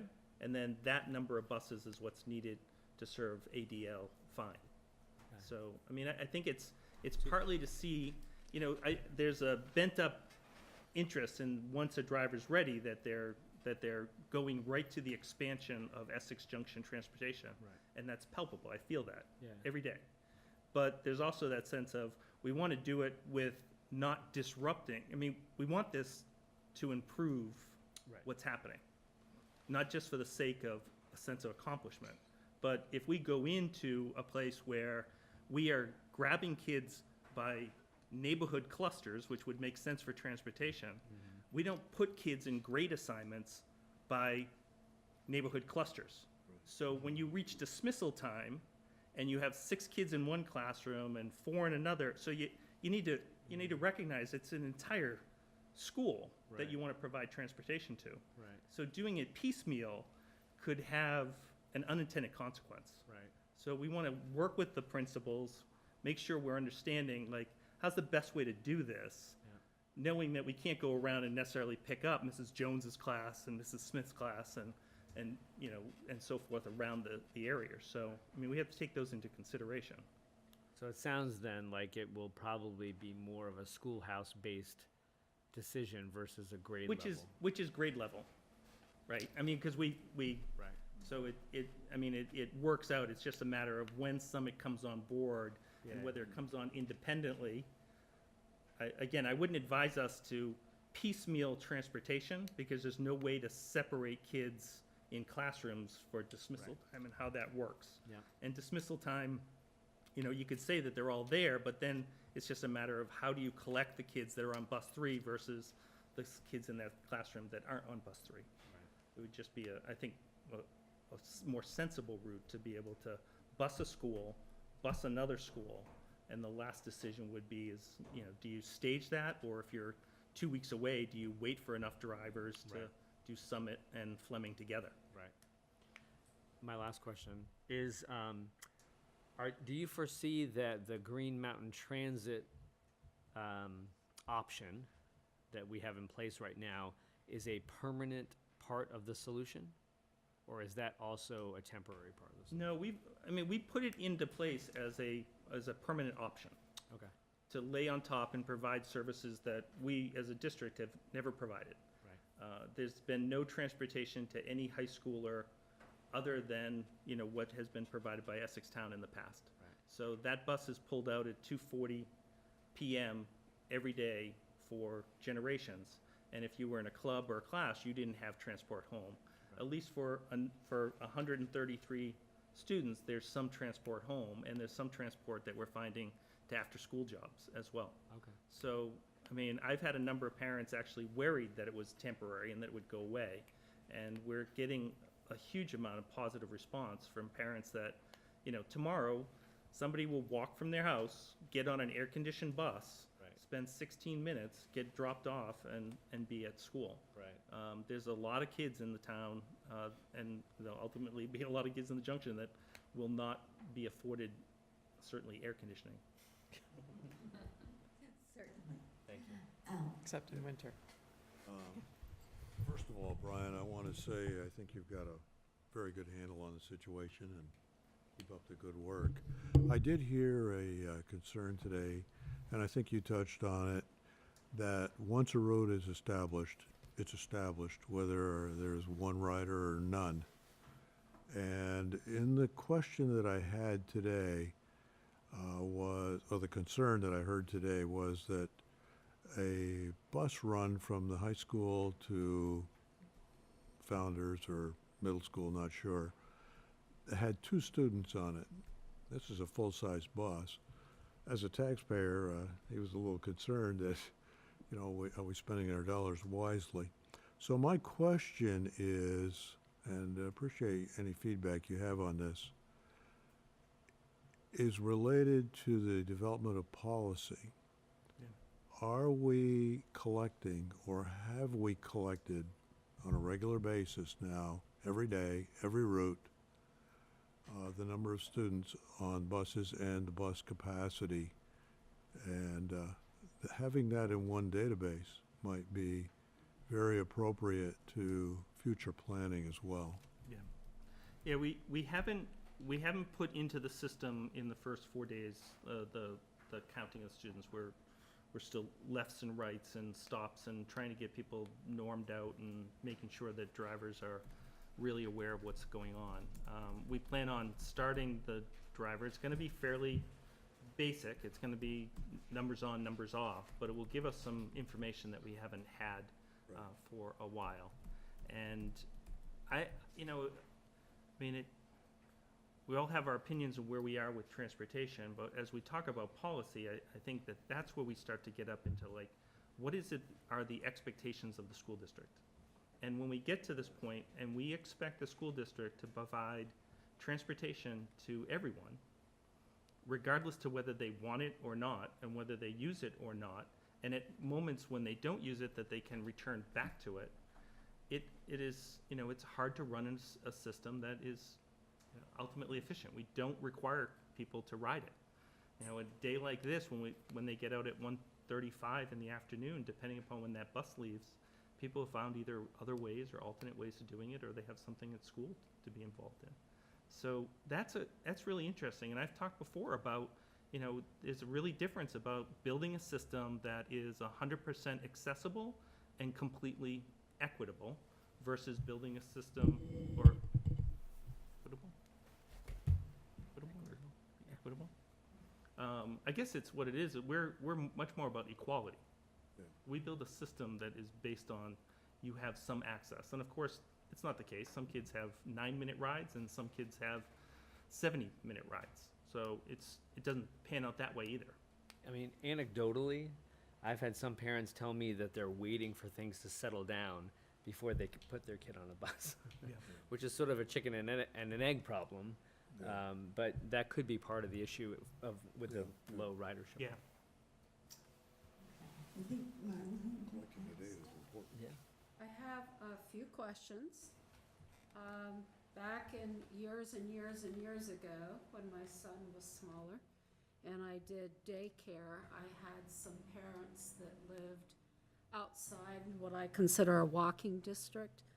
And their children, the same family, had children at Summit and Fleming. So I highly encourage that we wait till Summit, Fleming, because it wouldn't make sense to pick up one child in a family and not the other child. You'd have a lot of problems, I think, there, just a heads up.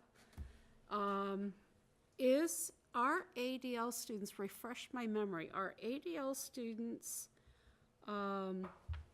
allowed to access the mass transit that you set up? We haven't set it up. It's possible. We haven't set it up now. The route that would be logical, you know, it would be pretty tough to say get on it at sort of Brickyard and take it all the way around the loop to come back in front of ADL. Gotcha. So the route that, I mean, Essex Junction sort of runs out pretty quickly going down 117 or Maple Street. So it would serve very few, logically it would serve very few. But, I mean, it's possible. We can look at it. There's a bus stop right there, so. Would it make sense for people coming from the west along 15 to make it? Yeah, absolutely, on the two route.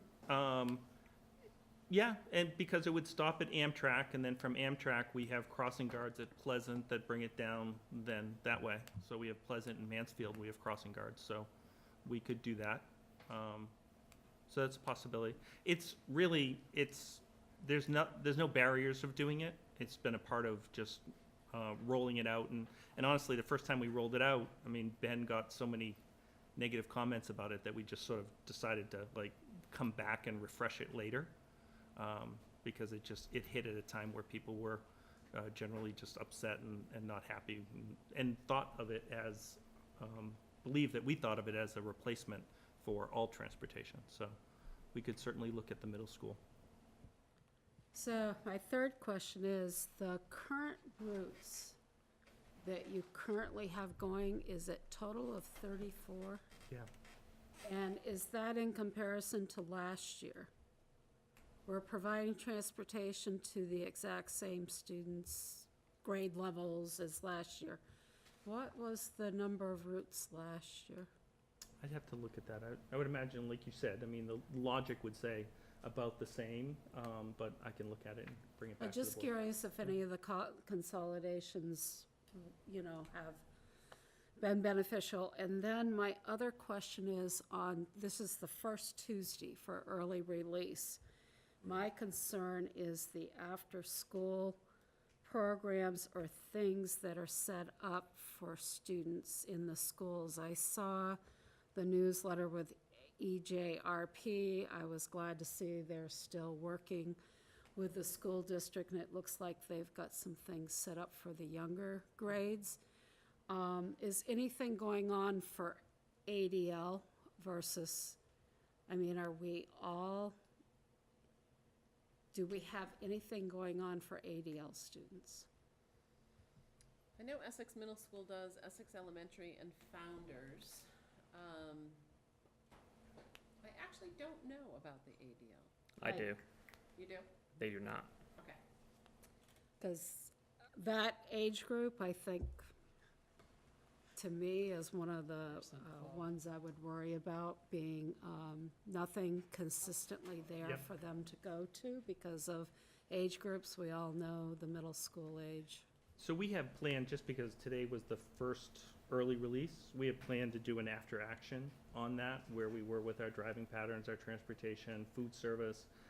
Whenever we have these different types of days, we usually like to pull everyone together, try to figure out what worked, what didn't work, and we'll certainly can start to pull the thread on what's been happening with the after-school elements and where the enrichments. I know that Brad was speaking of Enrichment Tuesdays, Right. which were geared at the older level Yes. kids, so. And I was gonna say that I when you need- were talking, so ADL, I thought that's where the enrichments, but they might not have started yet. I Talk to didn't Jen see, about it. I didn't notice that age group, or maybe I misread something. Or maybe that age group won't go to after, Maybe. rec programs. It hasn't had high turnout in the past that I'm aware of. So we might have to provide I something know it was within in our the school. discussion with Brad, but. Yeah. Yeah, you might have to provide something through the school that the kids find exciting. Okay, other board questions or comments, Kim? Just one thought or question. I recall that we used to have cameras on our buses. It sounds like either we are going to, or we will, or we do. No, these are outside cameras, so these are actually a Okay. camera that's on the exterior that its sole purpose is to take a picture of the driver's, the license plate as somebody drives through Doing something illegal. an extended light. I guess so. My question is, can we ask our contractor to provide us with ridership information by looking at their video and telling us how many people are sitting on the bus? Yeah, I mean, Seems we, like a reasonable request, given I the mean, they- challenges we've had. yeah, I mean, we work with them really closely. In fact, Jamie has been doing ride-alongs to make sure that we corrected things like Lang Farm. So we're going to be doing counters, and that will be real-time basis, because we can also start to get a sense of where people are getting out and where the stops are. So It just seemed like one of those things that instead of the driver having to use a clicker or Yeah. something, Yeah. might be easy enough for somebody post-game to be looking at it. And then the number of routes, I'm not sure what I recall for the number of routes that we used to have in Essex Town, but we used to have every bus riding 2 routes because the start and stop times allowed for that. So knowing that that's not the case, do we actually have any buses that are running 2 routes in the morning, or? Oh, yeah. Yeah. Okay. I mean, all the high school routes are running it throughout, and then we have Essex Elementary and Founders routes that then switch over and become Essex Essex Middle School. Middle school routes. Okay, that's what Yeah, I was we don't wondering. have I was 30 trying to we don't have think about the 34. 34. Like, I don't remember that we had. No, there was 34. there was 13 buses that were able to do a high school and a middle school route. And then, because there was a 55-minute gap or a 60-minute gap between them, they were able to then go and do the next one. So where we're using about 19 to serve the K-8, it was being done with 13. 13 before. Before.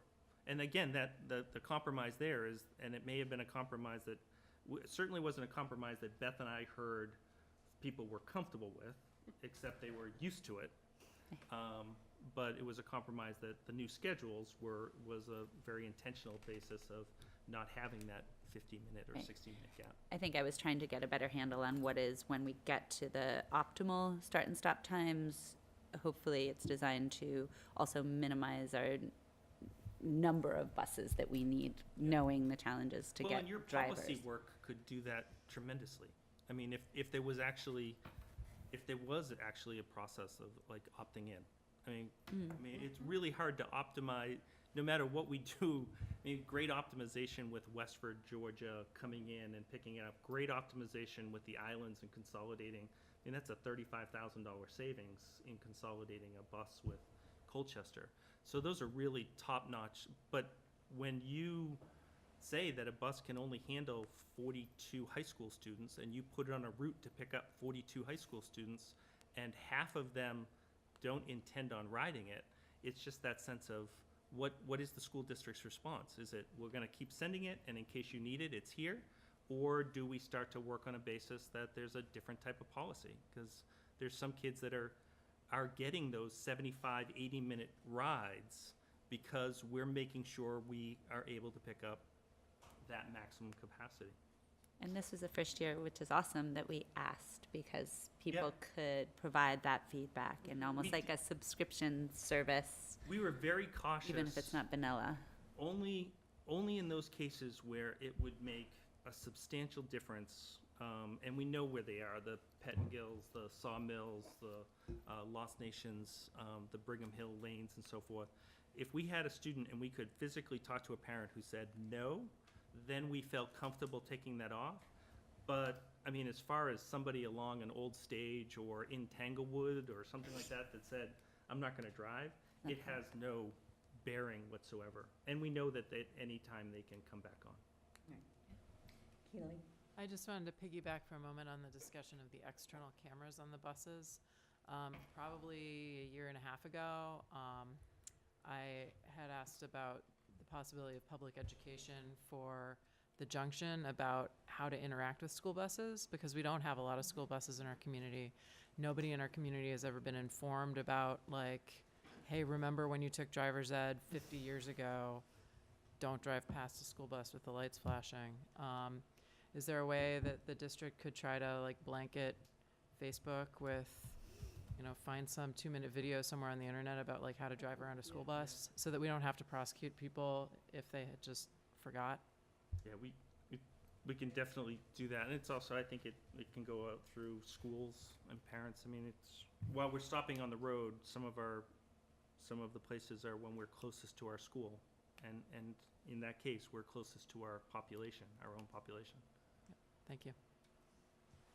One thing I want to say about, if I could just say about that camera, the big game changer is that if it is reported by a driver and the driver reports the license plate and the person goes to court with it, the school bus driver has to be present at court because they're the volunteer, or they're the witness, which ends up really creating a problem for enforcement. The photo is the admissible evidence.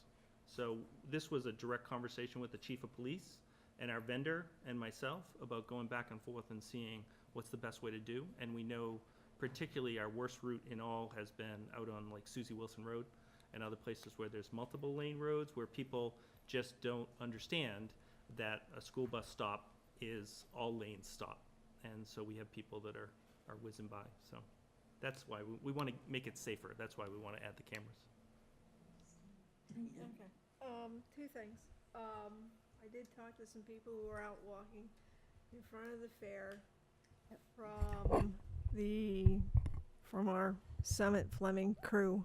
And they're saying that the crossing guards were either non-existent while they were walking during Fair Week. And that's a concern here in the village, because there are so many driveways for the fair and the businesses there.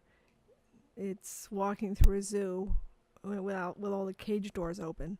It's not good. So if we could possibly, revisit that, make sure that this doesn't happen again. Yeah, I'm not following. So crossing guards along Route 15? Yes, along Pearl Street, where the fair and the businesses are during Fair Week. In the past, we've had auxiliary people there to deal with the fact that the fair is going on and the fair driveways are nuts. I saw some what looked like police officers, but they really weren't crossing people, except at the old McDonald's crosswalk. But they had others. There were others dealing with because the other gates let people out, and there was one or two women who I was walking home and going, hey, I asked how the walk was, and it was not good reports. So there's that one. The other question I have is that years ago, the old Colchester lots where the tech center used to use them, have we unearthed them? Now that we're digging up the lawn, are we going to be using those lots also? We use those for overflow. More traditionally during either peak times for Fine Arts Night or graduation or other times. We've chosen not to use those for our faculty and staff overflow. It seemed to be the best option is to create an option for faculty and staff and empty out the front of the lots with and space there. We also have issues with the neighbors there as far as our use of those lots, which date back to, as a former chair of the school board, I'm well aware of that. I think you're aware of it as well. That's why I'm asking. So we were able to find a more optimal solution that didn't create that aggravation to our neighbors who already have to put up with a rather busy location in their backyard. These are easier to monitor too with students. Okay. So those, we're ready and prepared when the neighbors who suddenly have cars in their backyards, we're ready for that? Yeah. Okay, good. Okay. Marla. I had one comment. I did not call any select board members or trustees to ask this, but because where I work is through Colchester, and that Route 15 is, you see school buses stopping and picking up kids. Colchester policeman told me that Colchester had been granted some type of special award, so they hired extra staffing, and they're actually riding the school buses. And so they are pulling, they're there so that they can stop those drivers. It's probably pretty good for discipline too. So I don't know how you get those grants or how we go about it. Well, our department, I've had a chance to meet with the chief and also the manager, and the new officers, so you know that the police has hired 2 officers. One of them is actually scheduled to come in to be traffic enforcement because there's a pretty widespread issue of sort of irresponsible driving within the junction specifically. So that person's coming in. Their hope is that we can materialize another crossing guard, which we definitely need the community's help in trying to generate more interest towards crossing guards. But we can materialize a crossing guard for 5 corners and free up the police officer to do more enforcement. Because there's a substantial opportunity there to make it safer for pedestrians and its drivers. So I want to try to get this opened up to the audience as soon as we can. Sure. I'll try to be a little rapid fire with my questions. I think they're just ones that need answers. I definitely would encourage the K-8 ridership on GMT, even if it's underutilized, if it's an option. I do think some people would choose it. I think that Essex in general has been very privileged with how well the busing has covered them. But we do have parents who come from places like New York City where their children are on the public transportation in New York at 8 years old to get to school. Yep. So if a parent is comfortable with that and they think their child is capable of that, having that as an option to serve Junction residents, I just think it's anything that we can do to alleviate that, give something to them would be great. And it was noted that the surveys for EHS students, those did include Essex Junction residents as well. So we know that we've gotten that feedback. We used that for parking passes. Right. It was one of the ways for us to try to gauge whether parking passes was going to just be explosive or whether it was going to be manageable like we've seen so far. So we were pulling from the Junction and the response. Yeah, we just started some outreach there, so. Yeah. And what's listed here for the status and next steps, these are in order of priority, is that correct? The three large solid bullets Yeah. are definitely in order of priority. And then the lower steps, I continue to have an interest to understand what the will of the board is, and also to try to understand what the will of our unified union is. I have a sense of like various wills and battles of wills versus communities, but sometimes it is difficult to prioritize within that noise. Right, and I think that makes sense because we all know that the transportation policy is very unclear, and as it is right now, is only being followed insofar as whatever else the superintendent deems necessary. It basically ignores those first four bullets, and we are relying on that right now. So, I mean, I certainly would encourage us as a board to revisit that transportation policy sooner rather than later, so that Yeah. Brian can have a policy in place that he can actually follow. Because I think that's going to take a lot of responsibility off of his shoulders and put it onto ours where it belongs. I think the last question I have was about the traffic congestion that's currently in place up at EES and FMS. Part of that I may have attributed to just, students, and parents wanting to come on the first day of school for drop off. Are we going to be able to get an update as the weeks go on about whether or not that's a problem that is going to continue to occur, or if we think that we're going to have to come up with some sort of design to get traffic in and out of there? I think we certainly can expect and will have an update in the coming times. We've deployed some Green Mountain security here, but their availability was pretty pinched with the fair going on. Right. So that's opened up and provides us a little bit more.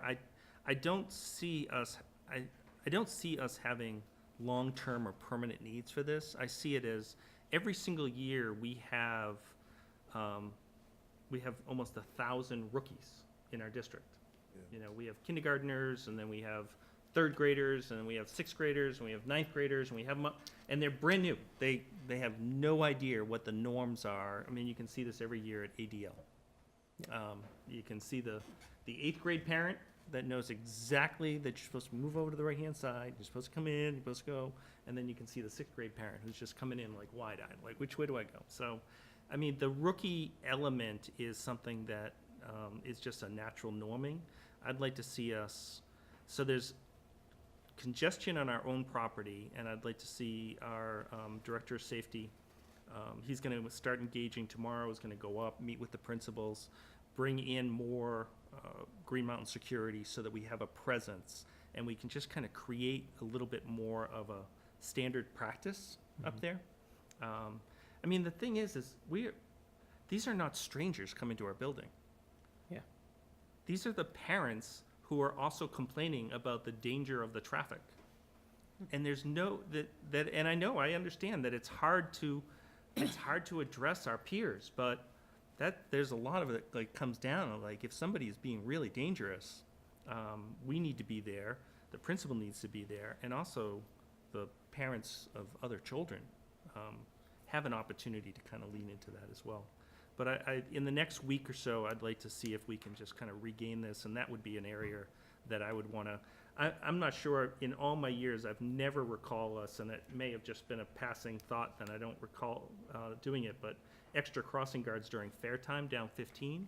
But I definitely see us having a value in sort of swarming each one of our schools at the very beginning of the year with parking and traffic, so that people can just from day one understand what is the process and how do I go about this. What's the pattern? We are trying to figure out congestion. Otherwise, we're getting some different reports of congestion, and sitting down, had a good conversation back and forth with Evan today, the unified manager, talking some about, who do we need to pull in. There seems to be something that is just slowing down Five Corners traffic. more than the traffic itself. I was in there at 7:25 this morning. It was back almost to Pleasant Street and just waiting for lights and crossings to go. So that's unusual. Yeah. It's like a Saturday The timing. traffic congestion in Essex Center starts at 6 o'clock in the morning. At 8:30 this morning, there was almost a half a mile of traffic backed up from Jericho trying to come to the junction. So it's huge, So huge issue. I'd like to wrap up our part pretty quickly if we can. One thing on the congestion, when my children were at ADL, there was actually a map sent out so that you didn't look like a rookie when you came with your job. So I don't know if that's is sent now, not having any students over there. But there was parent education, and yes, there was an effort by the PTO to make sure that got out. As PTO president, there, I remember having the mailings and whatnot to go. So, education isn't limited to just the younger folks, by the way. It's true. And by the way, today when I went to the doctor's office at 10 o'clock, I hate to say it, but the backup was to almost the Pleasant Street, even on 15 at 10 o'clock in the morning. What? I don't know. I was on a bike, so I wasn't really contributing that much to it. But I mean, it was even. It's not just. It's all the time. All right. Any other comments or questions from board members? All right. I'll open it up to the audience, and I'll remind people that this is not designed to be an engagement, but rather to hear what you have to say. Todd. Just a couple comments. One, based on the numbers I saw for what's happened with the high school, I think you're pretty close, if not there, to saying good enough for the time being. And I urge you to work towards providing transportation in the village. And a couple comments that I think you need to do Hiawatha, Summit, and Fleming together. I live on Rivendell, which isn't a very long road. We have Summit and Hiawatha families on that street. You can't pick some up and not others. I think you would need to look at where the families are coming from and do a transfer, because the majority of the students are going to be going to Summit and Fleming. Perhaps you transfer some of the students who get on a bus and drop at Summit Fleming to go over to Hiawatha. And that's it. I'm gonna come to every meeting until I see that you've provided the service to the village. Yes. I'm sorry, I should have asked you to identify yourself. Sorry, Shauna Zamonic. As far as the buses, I guess one concern, now that our group is actually getting picked up, they're getting to school late, and so I know that's probably more of a school thing, but it's causing some anxiety among the kids getting tardies, and my understanding is that those are supposed to be excused, and I just want to make sure that those are going to be excused, because it is causing some concern with the kids that they're getting these slips saying that they're tardy, but the bus is scheduled to get there later. So I'm hoping that with this ironing out that we won't have buses arriving at the time that school is starting and after, so that way it's kind of resolved for the year. And that other things that I think give maybe the parents a little more anxiety is some of the rules that we were otherwise used to as far as like kindergartners in the front of the bus. I don't think that that's necessarily being followed through on, and that seems like such a little thing, but I think it's there was a little kindergartner sitting in the back of the bus, and the bus driver couldn't even see him raising his hand when he asked if there were kindergartners in the back, and we had to tell the driver. So if even like those rules can just be refreshed with the drivers, I'm psyched that they're learning their routes and they're actually getting all of the kids, because I know that there were groups being missed. So that's a small thing, but once that gets ironed out, if just even those small rules could be reinstated, that would be fabulous. And I just want to make sure now that we have these community bus stops that we're not waiting until the 11th hour to talk to the town offices about getting sidewalks and whatnot plowed. I know I live in a community that we have a town road, but our sidewalk never gets plowed by the town. And even though it is plowed, it's not plowed well. So that's a safety concern, and I know it's outside of my neighborhood, it's others as well. So that we're not waiting until the snow flies to make sure that the town is working with those communities that kids can safely get to those bus stops.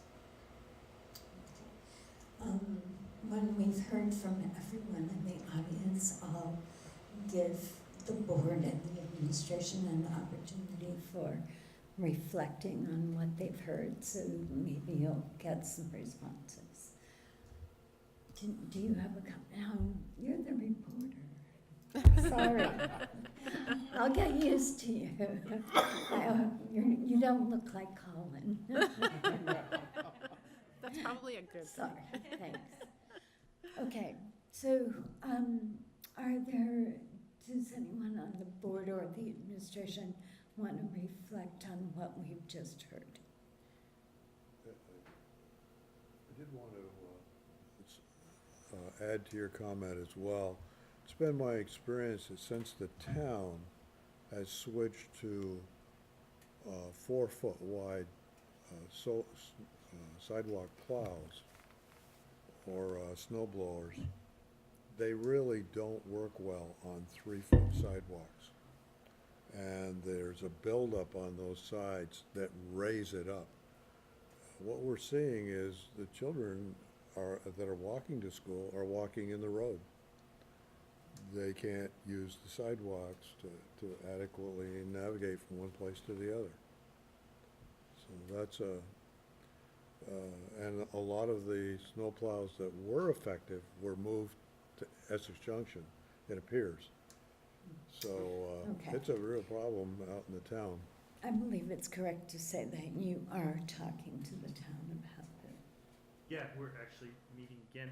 There's a lot of, they're getting a number of calls concerned about snowfall and clearing of streets. And, part of that work going into September 24th is that we could potentially look at adding more stops. I think in an ideal world, somebody was talking about trying to create a system for like 4,000 people.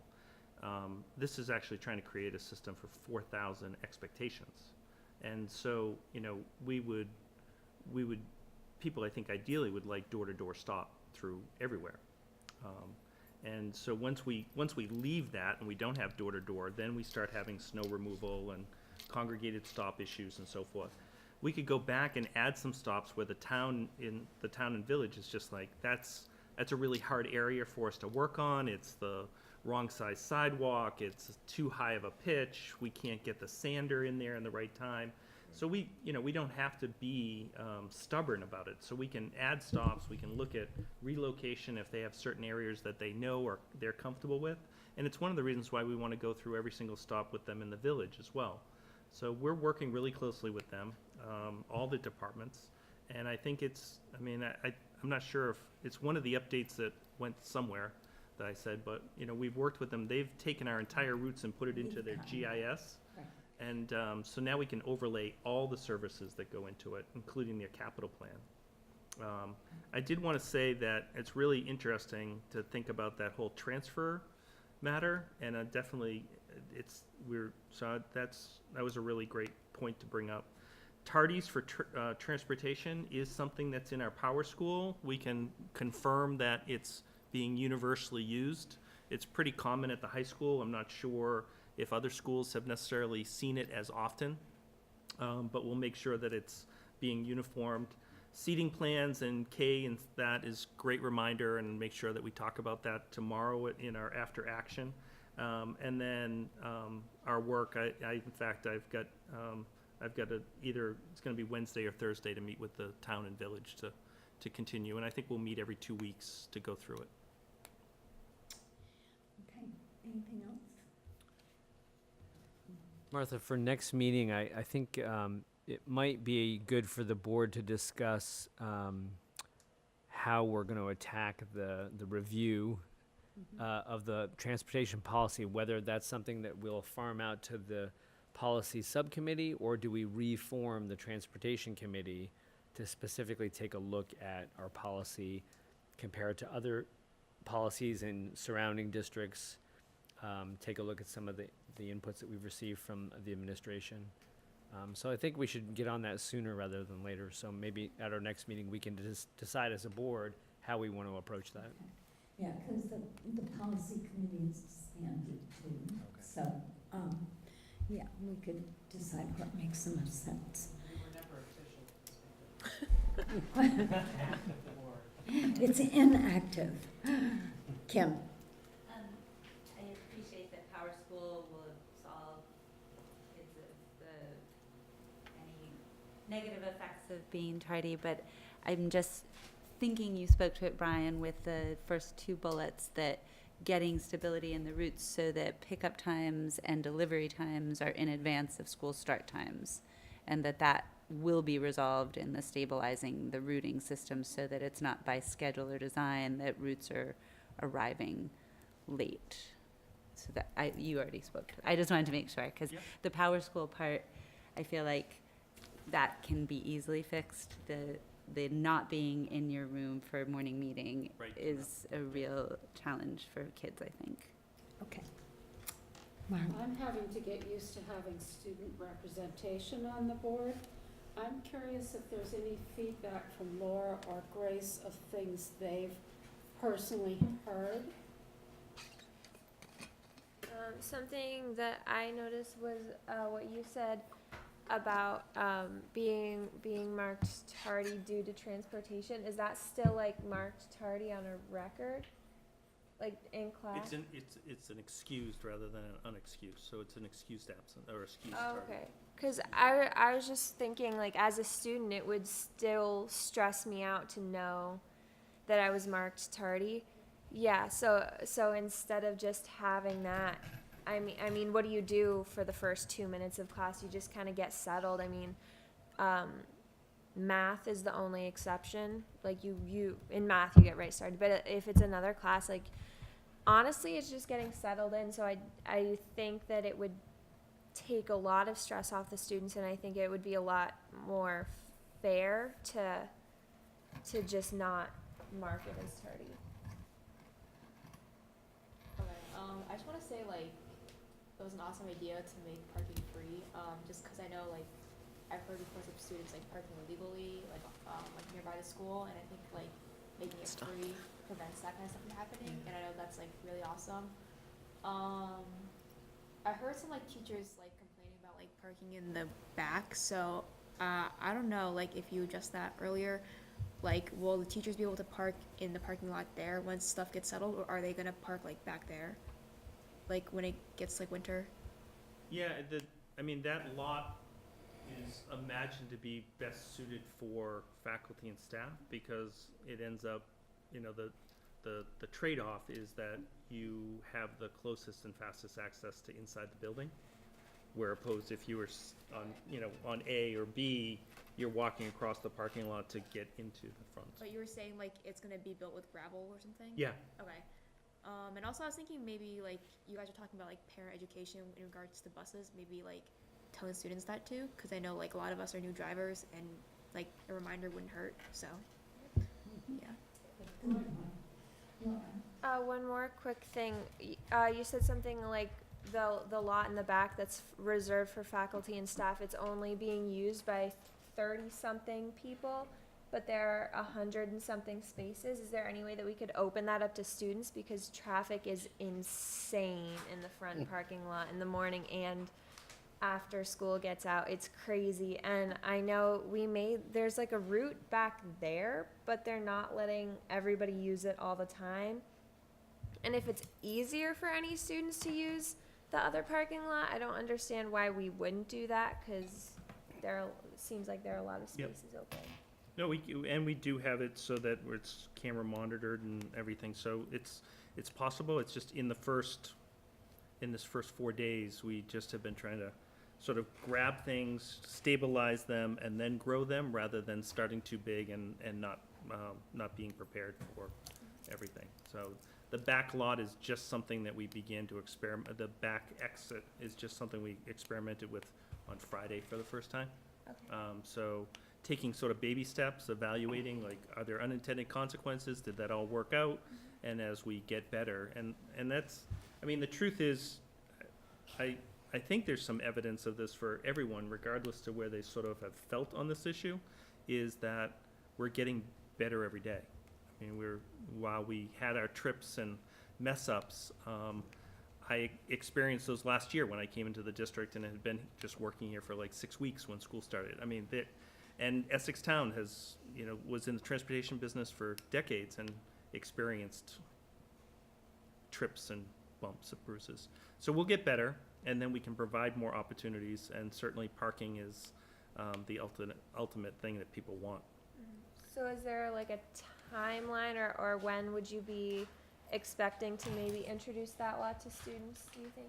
I mean, right now, we're really focused on that transportation that we're providing for the 1,700 through the busing.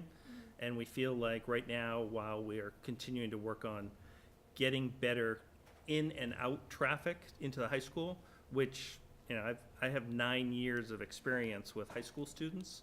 The 3 days that I've come over here out of the 4 in the morning at rush hour look exactly like they have for 9 years.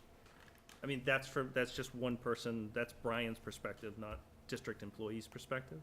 So I think right now what we want to do is stabilize the area that really is vulnerable and get that solid, and then come back and take a look at it and maybe work with student government and students to say, is this our first thing that we do, or is there something else? There's been some interest in maybe, can we have the snack bar open after school while we have kids that are sort of milling around? Is there something else that we haven't thought of that's even beyond parking that we could do, that could serve people? Okay, so we've heard a lot of administrative type stuff tonight, but I think it is a subject that's important for us to have on the table, and for people who might be watching to get a good sense of what is happening and what the updates are. But I do think it's time to move on unless somebody has something pressing. Okay, great. So the next item on the agenda is the Superintendent's Report. Okay, so the purpose of this report is for me to communicate with you towards my goals and how those are being achieved and the evidence that I'm gathering along the way. And also to share some other things that are happening in the district that are pertinent to you. I just feel like going through a year. I used to do this where I formerly was, and I felt like it was something that I was lacking communicating to you. So we'll get through this, and then you can give me some advice on maybe what else you would want to hear, or does this work for you? So in sticking to the goals first, and establish a vision that is throughout the district that really guides our work. That first part that we've been really working on is the professional learning structure that's intentional and collaborative, and that is the Tuesdays that are set up. Yep. Could we pull it up on there? I think it's the rightmost tab.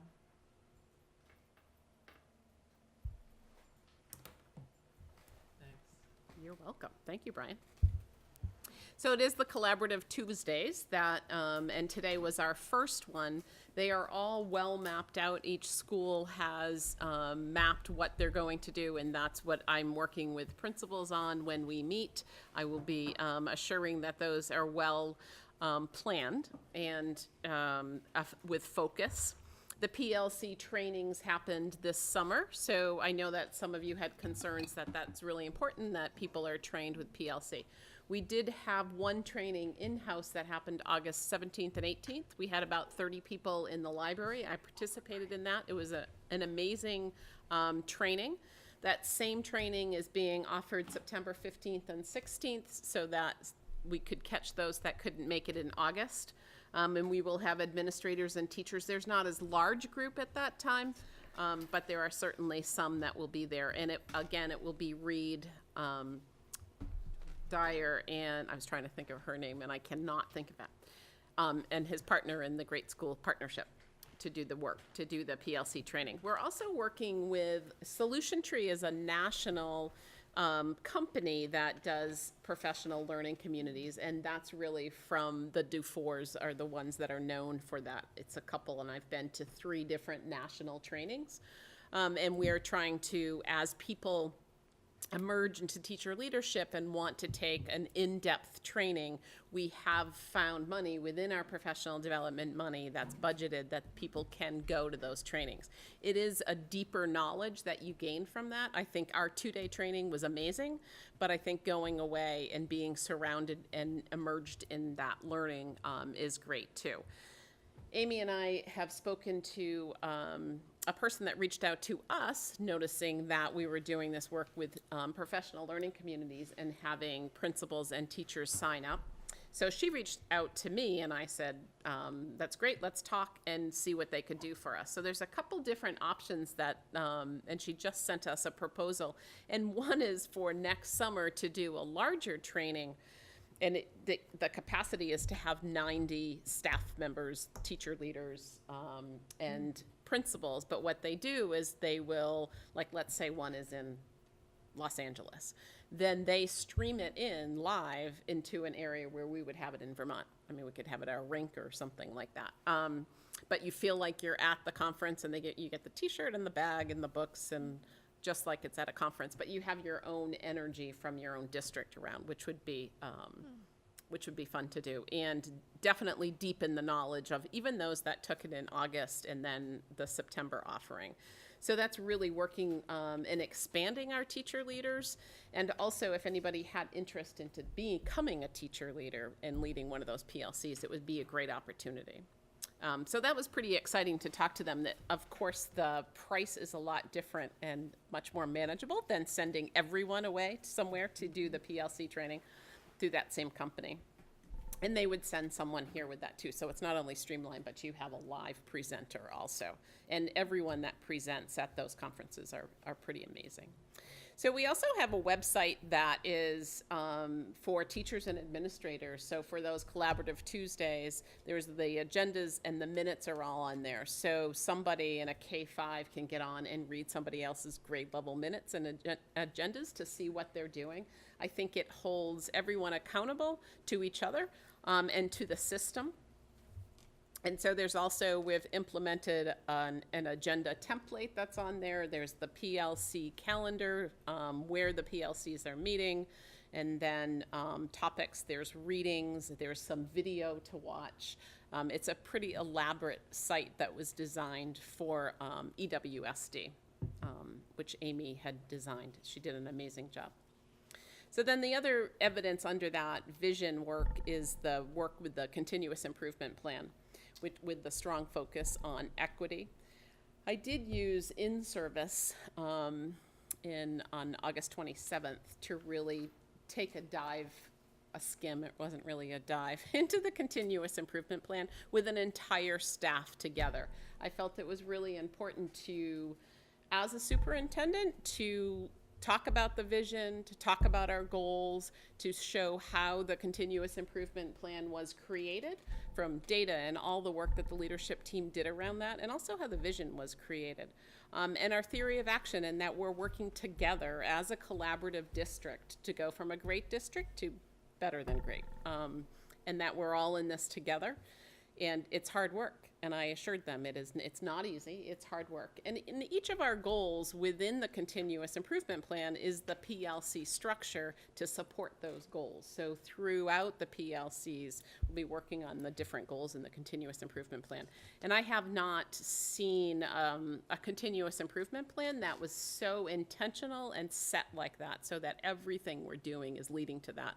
And I've had a lot of compliments and emails from teachers saying our continuous improvement plan is exciting and they really want to work towards those goals. So that's really neat and exciting to be a part of.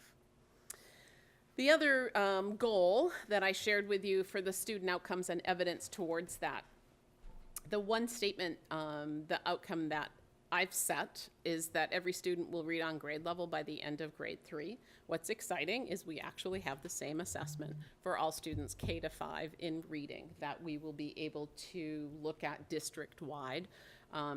And so then we'll be able to see data as it comes in, and as soon as it's in our new system, you can read and compare and do all that work to see it. So that's really exciting.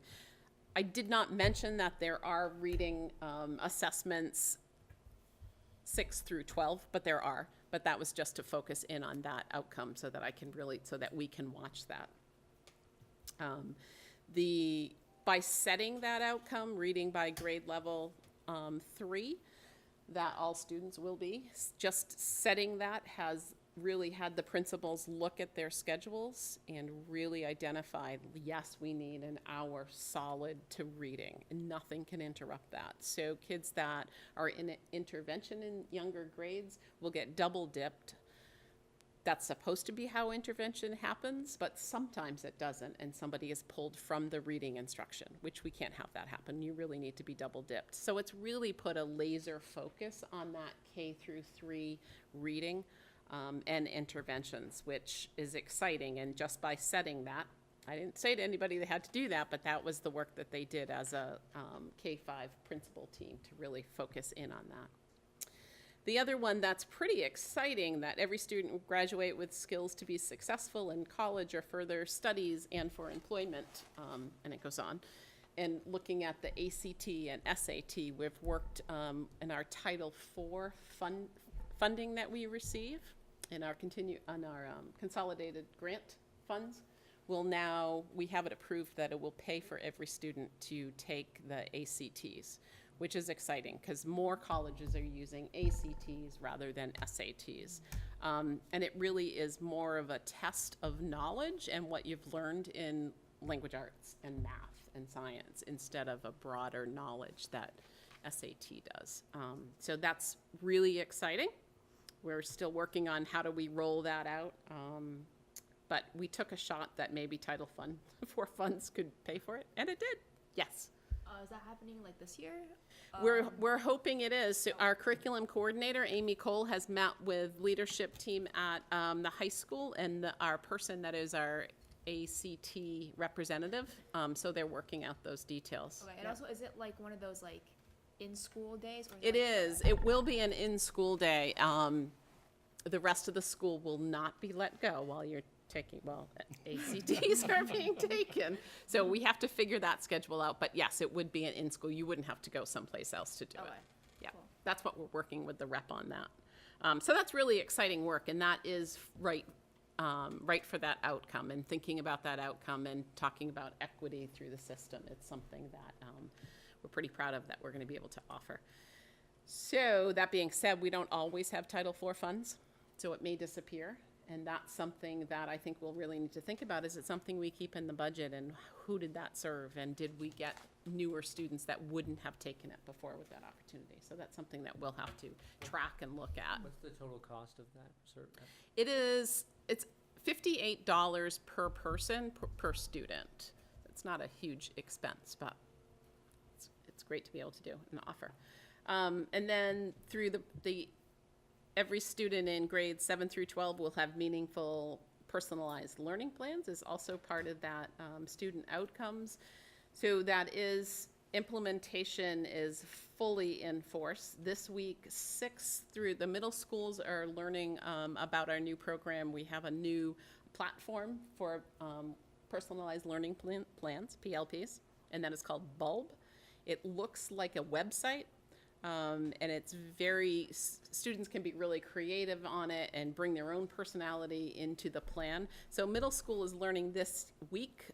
Freshmen and sophomores will learn this week about Bulb, and juniors and seniors next week. So there's actually a great plan at the high school and how that rolls out and what they're learning and what each grade level will do with the personalized learning plan. And it's a lot of self-assessment and thinking about your own goals, and then how do you create those college and career goals in the future.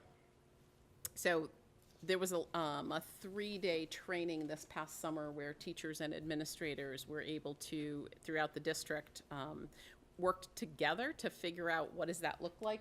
The law says 7th grade. We said we'll implement it in 6th grade. It makes sense. Our middle schools are 6th through 8. And then what's that continuum all the way through 6th through 12th grade? So that's been really exciting, and to get that rolling out. We do have a person at central office that's half time is really part of his job to really focus on that, and I think that's had a push to get it done also, and to be able to plan those 3 days. And we still work with Ellen Thompson, comes back and helps with that. She was in the office today working with Eric. I will send a letter out, my timing of my letter. I want some kids to be able to oh yeah, I know what a PLP is before I roll out a letter, but I will do that at the end of the week to parents. As administrators and principals, they felt it was important that it came from the superintendent and not each one of them sending something different out, but it will come out in newsletters, but I'll just send that first statement out. Under the goal of right-sizing the district, we have been working with the district management group and working through roles and responsibilities of district office leaders, but also with principals too. And then through that work, it's who makes the decision for what? So we had a survey that was sent out, and Brian and I had a phone conversation with the DMG group about the survey results. And there definitely is, it's muddy, and rightly so. We're a newly formed district, so one of the questions would be who makes the decision if you will have a social worker and a combined 5-6 program or something like that. So you're using a teacher to combine a program and then have that other money to hire a social worker, and who makes those decisions. So it came down to us. A lot of it was guessing, and it's a new district, but it really showed that we do need some clarity on roles and responsibilities and decision-making. And we will continue to work with them through the fall, the DMG group. But we do have a report that we will share with our cohort that we work directly with the DMG group. There's 3 principals, and then directors, and Brian and myself are at those meetings. And once we share it with them, we'll share it with leadership team, and we'll bring it here too, and we'll show you the work that we do with rules and responsibilities. I think it would be helpful. Yeah. I mean, it's the whole cohort's working on it. I mean, this is a part, and DMG really feels that it's an unlocking element, including understanding where the board is in some of those decisions. Yep. So it's really good work. Yeah. So yes, that's good work.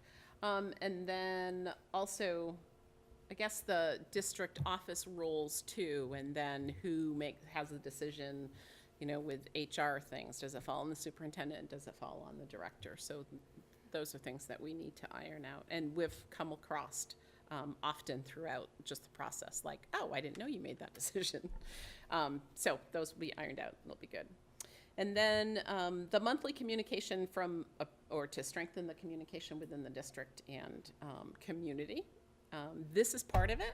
I will turn this document, after it's shared with the board, I will turn it into a community letter, kind of taking out the goals, but making it more appropriate for the community. And it will also go out in our weekly, probably very similar to this, so that staff knows goals that I'm working on also. The other information is we have our first leadership team meeting of the new school year tomorrow, working on negotiations and thinking about, Deb has a good process that we'll go through looking at the teacher agreement. We'll be talking about storing our the ESTs, or educational support testing, or it's a team, and storing those documents on our new Alpine achievement, which will be great, because when you pull up test scores or whatever, you can also see a plan. You'll be able to see IEPs, so one child will have a whole huge profile of all the data that's on them, which is really cool. We're also putting behavior data in that. We did not say that we had to do that as administrators. It's teachers, once they learned, we're like, oh, can we put behavior data? So it's really coming from the field, and it's an amazing tool. I cannot wait to share it with you at some point, but we will. And then we'll also talk about today's first collaboration Tuesday and see how it went. Challenges, as Brian talked about, without some other things too, with even, pickups and things like that. So what was challenging, and what's to celebrate. So, Questions, comments from board members? Just thank you. sure. I really appreciate it. It helps my understanding. Some questions. I'm going to cover some sections that weren't addressed here. Previously, we discussed local data. Yep. Scores, which criteria will be measured. And I know there's a big focus on reading. And that's all good, and I support the goals. But I'm still very concerned about all of the data that has occurred over the previous years, and I've monitored that data for the free and reduced lunch group. Yep. And I think the board needs to have some periodic presentations on some common criteria for the subjects being measured and dates, and how that data compares as we're moving ahead, how that data compares with previous year's data. Granted, the environment's teaching, learning, what teachers are doing is changing, and hopefully for the better, but we still should have that data Absolutely. to know that we're So on that track. is part of the equity plan also. That's why our focus is on equity, free and reduced, some of the more disadvantaged groups that we have. There is a large gap, and if we don't start addressing it, our gap's going to increase. And not decrease, and we need it to decrease. In October, early October, I'm hoping, so we're waiting for SBAC scores. We have SBAC scores. We're waiting for the state release, and they're supposed to be released at the end of September. I actually thought that we would be able to tonight have the SBAC scores and be able to show that data. Hopefully by the 1st of October, we'll be able to share SBAC data and our local data, because we will have had that. Right now, the local data is being gathered, and we'll be able to show that. It's going to be hard to show our local data over time to go back, because we didn't do anything the same. We do have some star reader data that we've done for some time. Right. We might be able to pull that together, but what our new system, our new system has all that old data, so we can do that. But it depends on the grade level that we're looking at. But I agree, and there will be quarterly updates. That's part of why I'm doing these student outcomes, and to share them with you. Okay. I just couldn't address every outcome in one report, but I will scatter it's them more through. than Yep. reading. It's reading and math, science. Absolutely, yep. So it's got to be. Yep. STEM. We have an assessment plan, actually, that I was looking at today with Amy, that I asked her when she comes to share the data with you, that we can bring the assessment plan. It's on our website. That's open to the public to look at, but we will bring a hard copy to show you all the local data that we're doing now and gathering. Okay. The board has never seen a demonstration, as far as I know, on Alpine. Nope, we just got it. You will. Well, You I will know. have a demonstration. Okay. But I think the other question is, when you know an intervention is required, are you going to be tracking the Yes. intervention type, Yes, numbers of support hours, whatever, yes, so that there's a complete record of that Yes. student? That should explain some of what.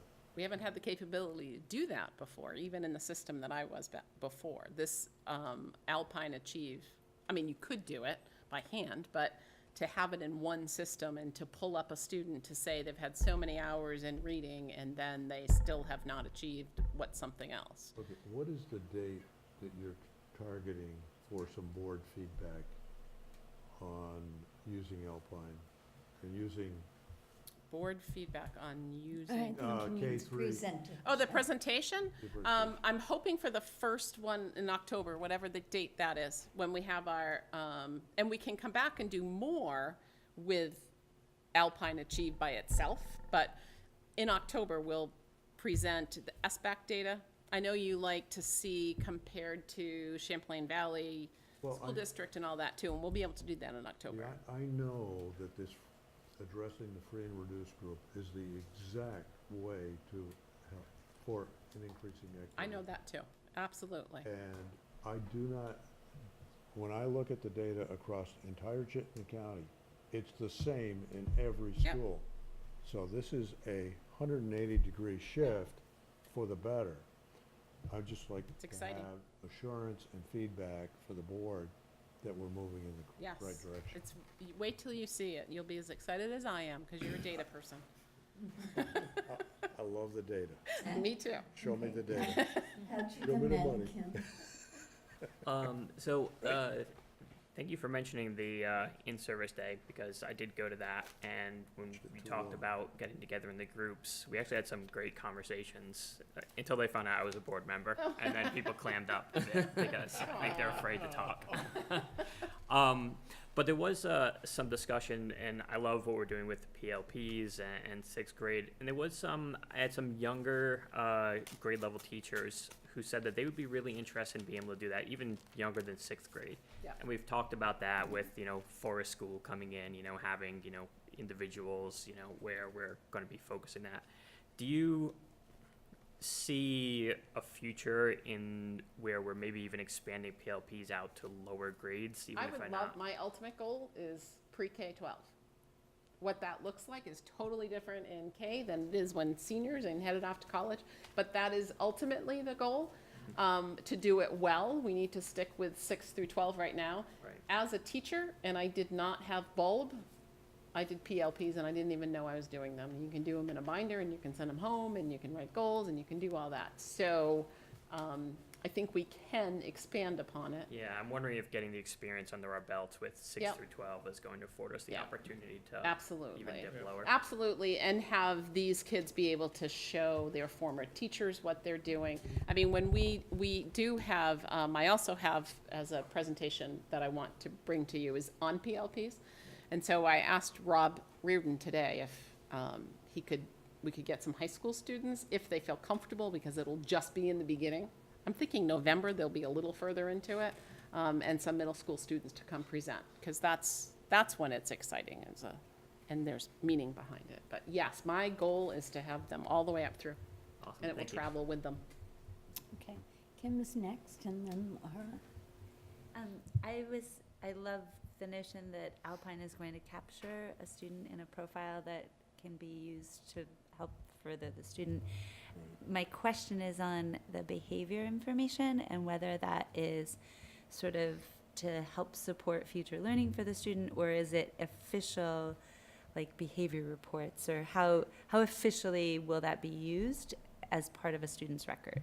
Well, we do take it now, and this is, I've had conversations with middle school and some elementary, and those that use PBIS and that have a system right now to track. And the reason with PBIS is that you look at data for, they're called hotspots in your school, like transitions, or maybe in the lunchroom, or at the end of recess. So you start to see where things start to bubble up. So it can be used in that way, and it can also be used, you can tie data to, if you had behavior issues during math, a sixth grader, every time they're in math, they have behavior issues, but they don't any other time of the day. So it's to be able to look at it formatively too, to That's see. what I was Yeah. wondering. I just didn't know that what sort of guidance teachers will have to have a sort of standard of how that's reported, Yeah. so that that isn't subjective. Yeah, I know classroom to that Dylan classroom, teacher to McNamara is teacher. working on that right now. What they're trying to first get in there is the EST plans and the IEP, to get those so they're standard throughout, and then, but people keep asking, can we put the data in for behavior? Because it will be great. Yeah. And it will force us to have expectations that are recorded. Right, Thank you. clear expectations. Okay. One thing that I know I struggled with in middle school and continuing even as a junior is that when I started my PLP in 6th grade, and we changed what we used for PLP. Like, I don't know if this is the same for Grace. Yeah, we changed it like 3 or 4 times maybe. And that was really hard when you're supposed to be keeping this like annual or monthly like report on what you're doing and what your interests are, and constantly having whatever like website or like Google slides or something, whatever you're doing it through, is constantly changing, and your interests are changing too. I mean, I definitely don't want to do the same thing Right. as a career that I wanted to do in 6th grade or honestly even freshman year. And having that change so much, but having such a solid plan that teachers and like the board, I guess, wants you to follow is a little bit hard, and honestly it's kind of scary. So I would love to see Bulb, if this is gonna be what we're using now, having it consistent all the way up, like from 6th grade. I hope that 6th graders now, like 5-6 years later, are still using Bulb and have the ability, or even if it's not Bulb, just making the transition easier. Yeah.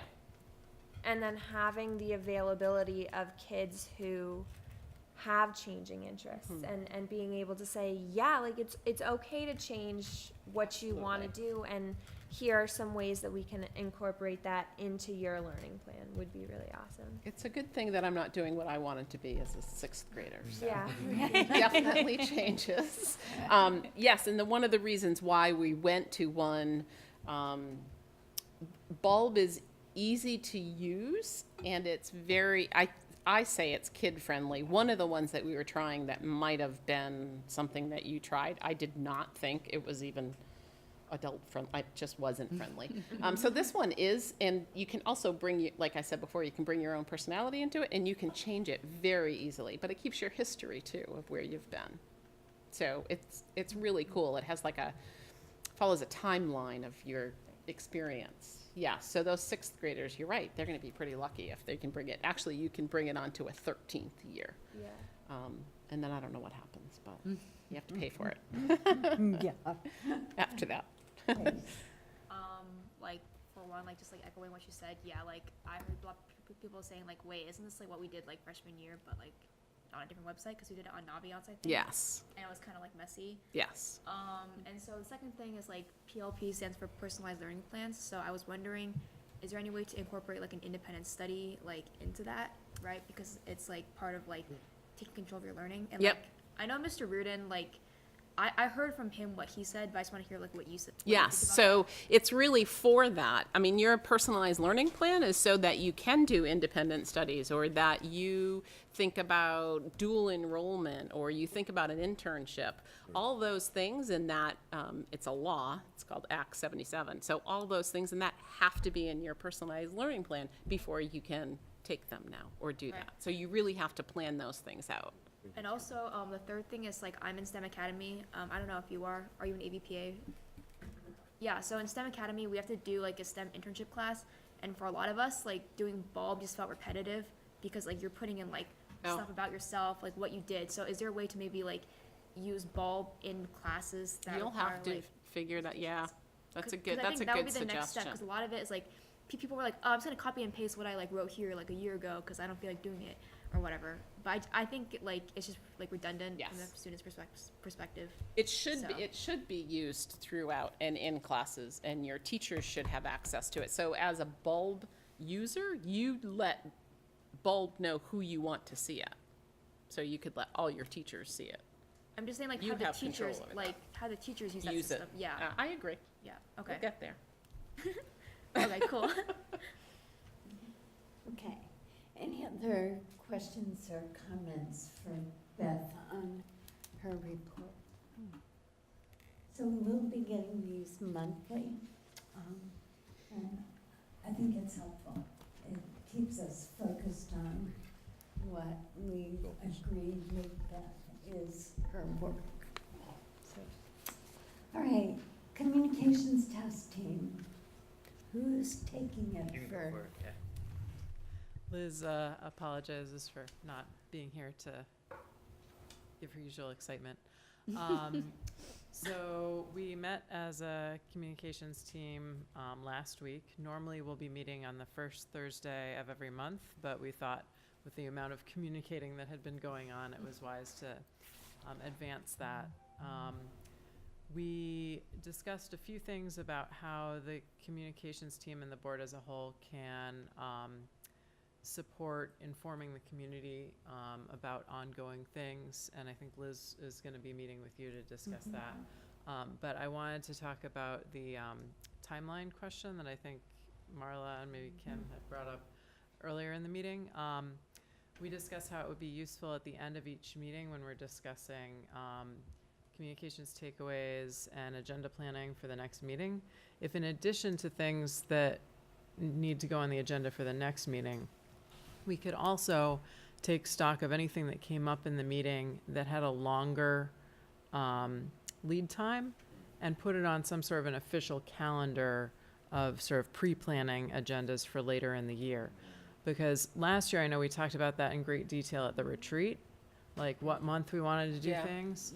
But then we don't think about it at every meeting, when sometimes new things come up that need to be discussed in a particular month in the future.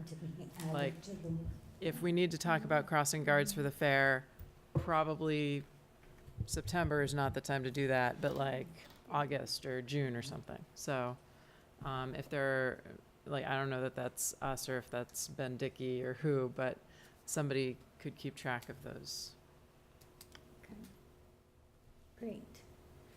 So after Liz and I have a chance to meet, and you'll come back to the board with a plan for your, questions, comments? Yeah.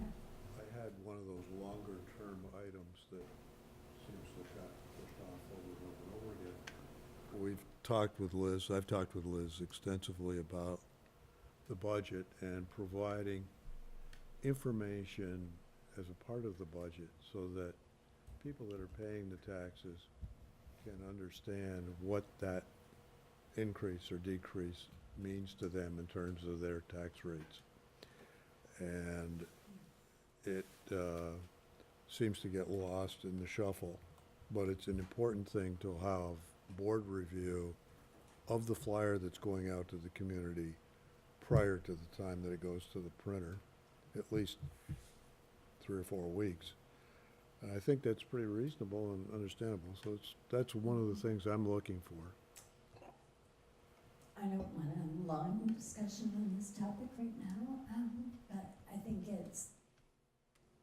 it's a reasonable thing to do. I think it's also, given how the legislature has been working, extremely difficult. If we had sent something like that out this year, it would have been so wrong. Like, Within a week, it would not have even been in the wrong. ballpark of what actually happened. So it's a longer discussion. But When can we have that discussion? at budget time, yeah, absolutely. Kim? I think I recall it from the beginning of last year's process, but I'm sure for Brian's sake now, having a second year working with the budget that is a consolidated budget, we, I believe in the very beginning, got some sense of a budget communication plan or a budget timeline. And I recall that from the very beginning before, but maybe that's something that starts to articulate that plan and where the pieces come into the puzzle. And we just make sure that that sort of leads each budget conversation so that we know where we are in the process, just as a matter of process to address something like that, Al. Might make sense. That's a good suggestion. Yeah. And the state does put together information like that for people who are who are income sensitized.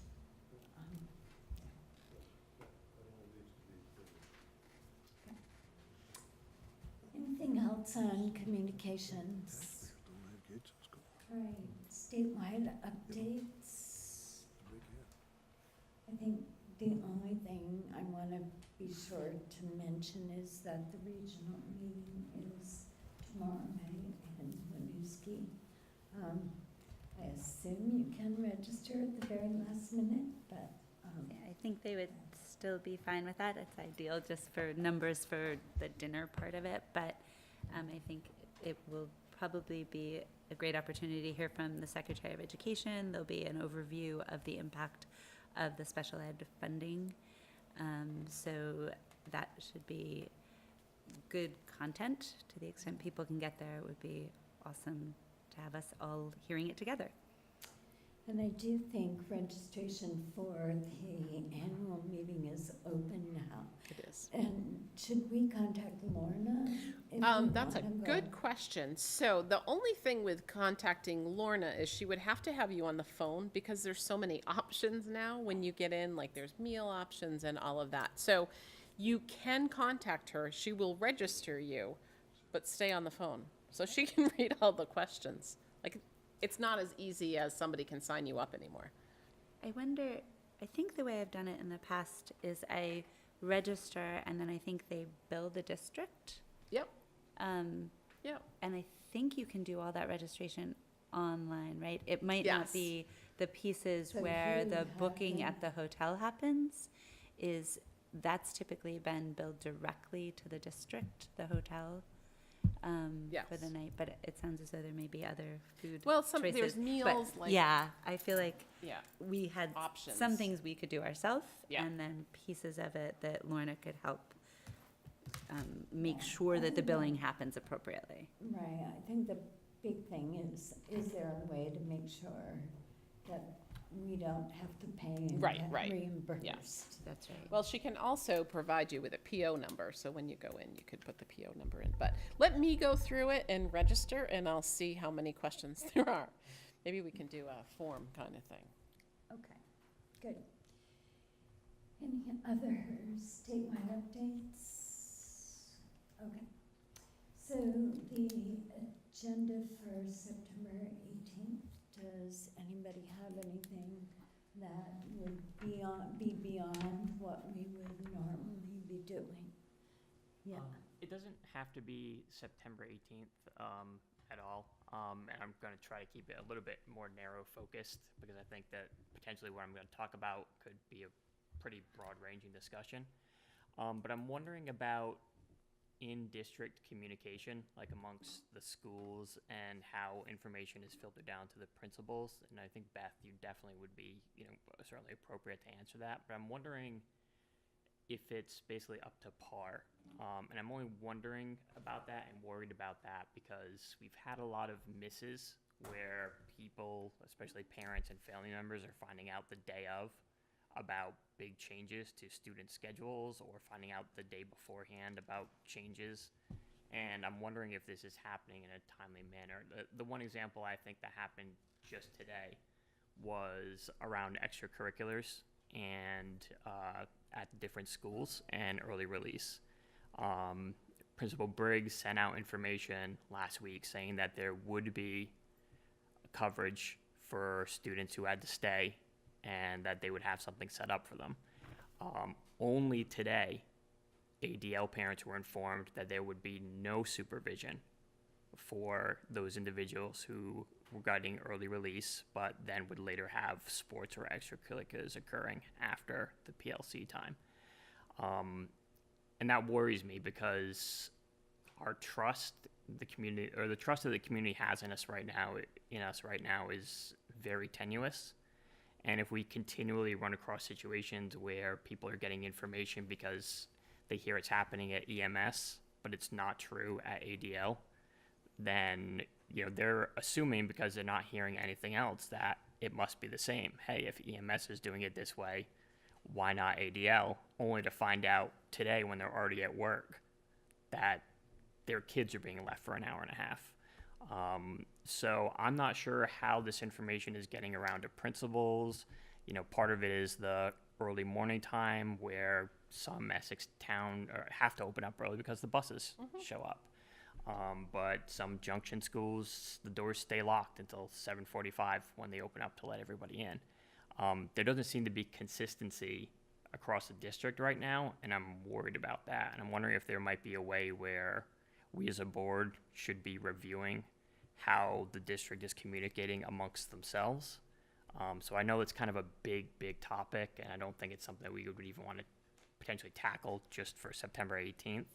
but I mean, maybe something to be on the radar. Like, I would like a presentation to find out how something like that decision occurs, or do we just say, hey, let's leave it to the principals, but then we have 10 schools now who may all choose to do things a little bit differently, but district communication being what it is, it's just not, it's not adequate right now for the situations we're finding ourselves in. Okay.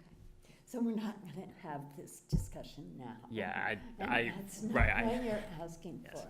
But you're asking if we can talk about, is it an appropriate agenda item? Is it appropriate for the superintendent to send us some kind of update about the awareness and what's being done to change things? Yeah. I was just gonna say, I think back when we had the Prudential Committee and we had the 4 different schools, the principals' reports really helped because that told us if Hiawatha was doing something different than Summit Street. We as a board saw that info monthly, and it held their feet to the fire. So I don't know if that's worthwhile considering. For next meeting, hoping that we can talk about how we are going to address the transportation policy. And do we have to also take action to initiate the negotiations subcommittee? Yes. Do you want to speak to that? We will be doing an outreach to their, to the association leadership, just to let them know we, pursuant to article whichever it is in the contract, we will be notifying them of our interest in negotiating for both agreements, and we were trying to figure out from whom it should come. I think it will come from the negotiation subcommittee. And I guess Brendan's question is, do we need to do something to formally reactivate that group, or are we currently an active group because it's an ongoing? No, I assigned. Oh, that's I mean, right. I think that's where when I assign people to committees, I didn't assign anybody to a policy committee. I did assign people to negotiations. Yeah, that's how I knew who to send it to. Right. I know. Okay, so I think we're all set. Yep. The other thing that should be on the agenda for the 18th is the work plan to go with and timeline to go with board goals. Okay. When do we give board guidance on budget, or do we do that anymore? It's a process. Brian? Yeah, well, I mean, one of the best moments is right after December 1st. There's a pretty big moment because that's usually when everyone starts opining about what the future year looks like, and it's where the governor kind of is. We'll start the board conversation in November. We'll start the district conversation of administrators in October. And we're starting now the internal work of starting the budget creation internally. So you can see November, and then probably again. I mean, last year, the December 1st was where the state talked about that they were projecting a 9-cent tax increase, which is certainly a point of conversation then for the board. Okay. Maybe there's a question that Mr. French needs to be asked. What can he do? We had to pass by it. We couldn't get to it, but we had a budget process visioning exercise slated up for the retreat that we didn't have a chance to get to. Right. So we should try to do there was that some intent to sometime. start the board's budget work in July or August. August, yeah. Okay. So we can talk about whether we want to do that at a board meeting at some point. Okay. Board message to the community. I think it would be great to talk about Linda's talk with us about being Teacher of the Year. transportation, obviously. And I think Beth's report, just, I don't think you have to write a lot about it, but folks could be encouraged to access it. Did you mention the Vermont Teacher of the Year? Yeah, You that was did. the first Okay, I'm one. sorry, I didn't hear that. Linda. I don't ever remember her whole last name, so. Okay, anything else?